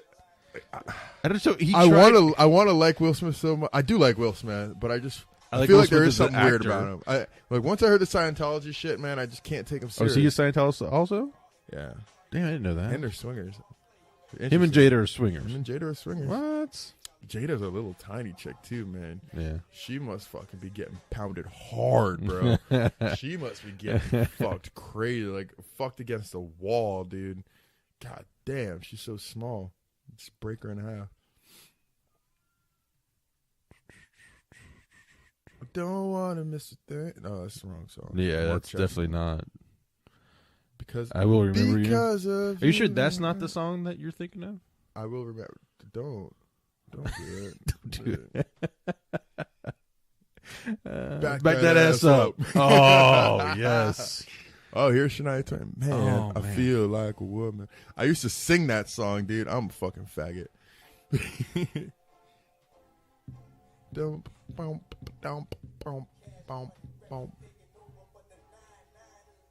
What happened to Juvenile, man? He grew up. He went to I think he everyone went to realized regular he prison. sucked. Yeah.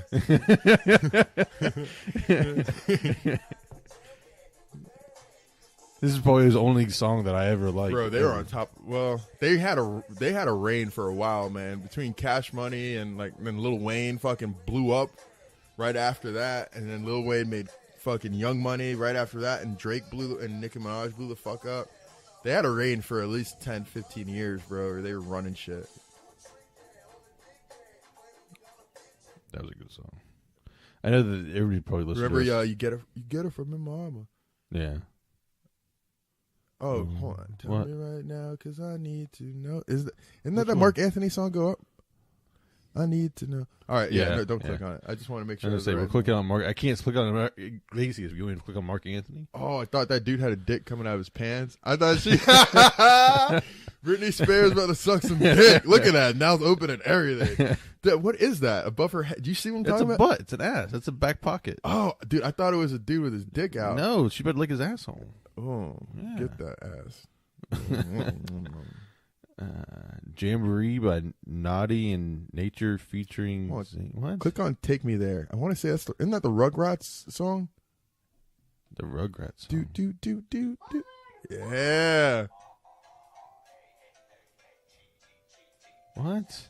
I I've never remember seen this this shit. Blackstreet and Maya, Mace. Hit me there. Let's go there. Maya was a sexy bitch. I don't know where she went, man. Maya used to be so sexy. Let's go there. That's weird. I remember that name, Joey McIntyre. I have no clue what he sings, but I remember the name.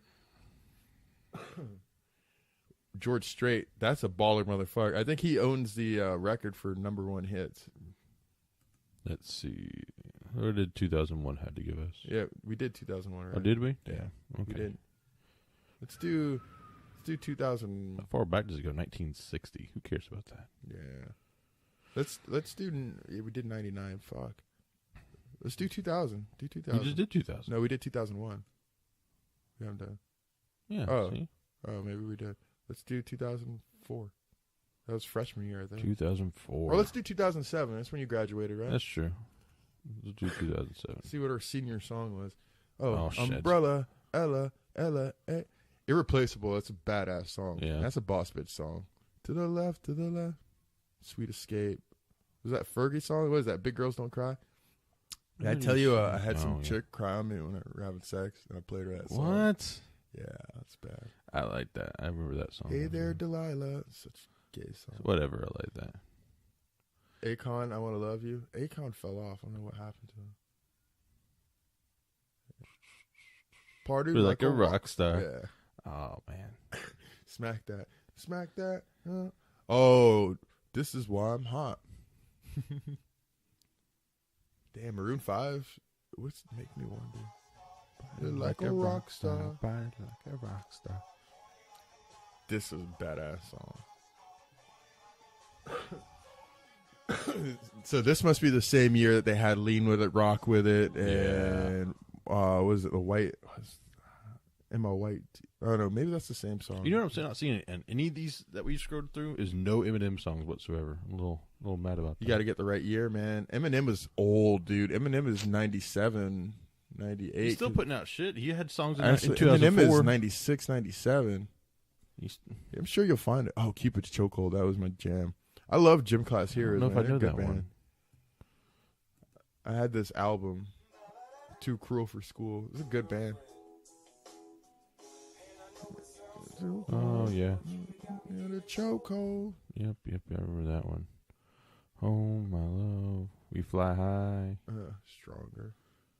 You plus your hand. Oh, you know Pink's that song. Getting freaky. Where do you want me to put my hand, Pink? No, this is that song where she's talking about you and your hand are going home alone tonight. Oh. Talking about how she's in the club or some shit like I that. saw a video of her getting her nipple pierced. Pink is hot, dude. Yeah, Pink's sexy. Isn't she married to someone famous? Fuck if I know. I think so. I did because she didn't give Oh, a Walk damn. It Out. I hated that song. Don't play that Walk one. It Out. Pop, Lock, and Drop It. God. Oh my god. Bartender was the shit. I like Bartender. T-Pain, man. T-Pain's a motherfucker, dude. T-Pain put out some mega hits. Rockstar by Nickelback. Everybody hated on Nickelback so bad. Why did everybody hate on Nickelback so bad? Because they are the like generic kings, man. Like they were good. Basic bitch band. Oh, I remember that. song. Yeah.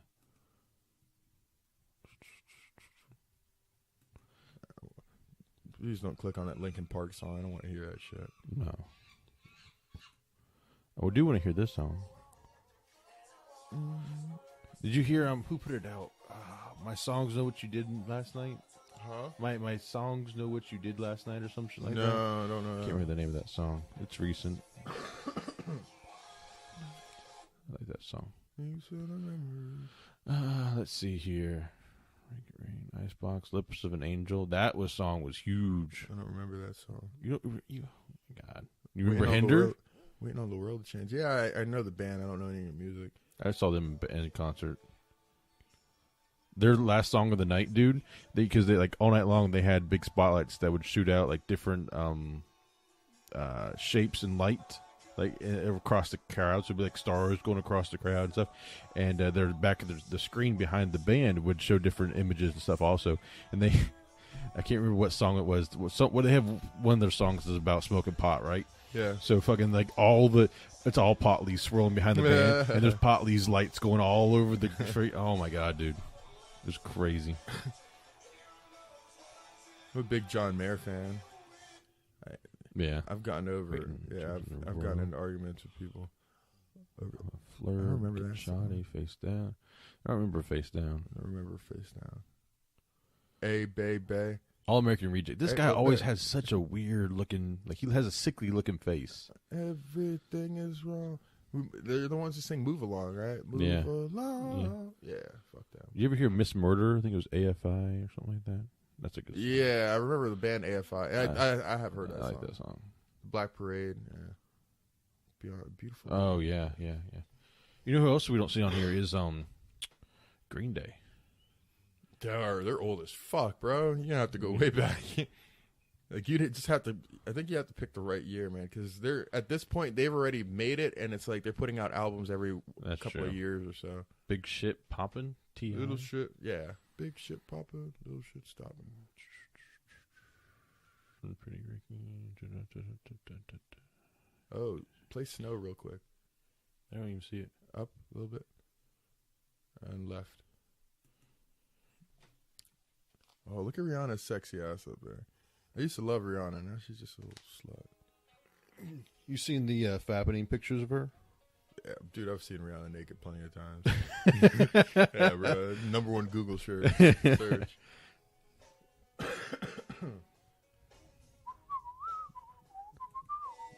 Yo, listen what I say.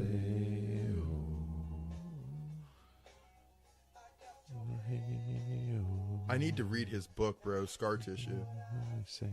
I didn't know he had a song. He had a book. Bro, he talks about fucked up shit. He lost his virginity to his dad's girlfriend. What? Like crazy shit like that. He talks about his whole drug addiction years and everything, man. Well, okay, his dad was a pimp, I guess. What kind of either rock or punk band in the '90s wasn't addicted to something like the whole time? Yeah, I mean Nickelback. Yeah. Far Away, Rock Your Hips. But no, like Paralyzer was a badass song. Paralyzer was a damn good song. Yeah. That's it for 2007. Let's wrap it. Where are we at now? It's time. We're fucking we're well over 2 hours. 2 hours and almost 40 minutes. All right, people, we're gonna stop. We'll stop boring you. If you've made it this long, I love you. We got to do something nice for you because I know that last probably 40 minutes was bullshit. Yeah. Unless you could hear the music. If you could hear the music we're playing, maybe you enjoyed it a little bit. Yeah, I don't know. If you could, it probably won't even make it to iTunes. We'll probably get copyright infringement bullshit. Let's get the fuck out of here. Fucking assholes. All right. Bye. Peace out. See y'all later.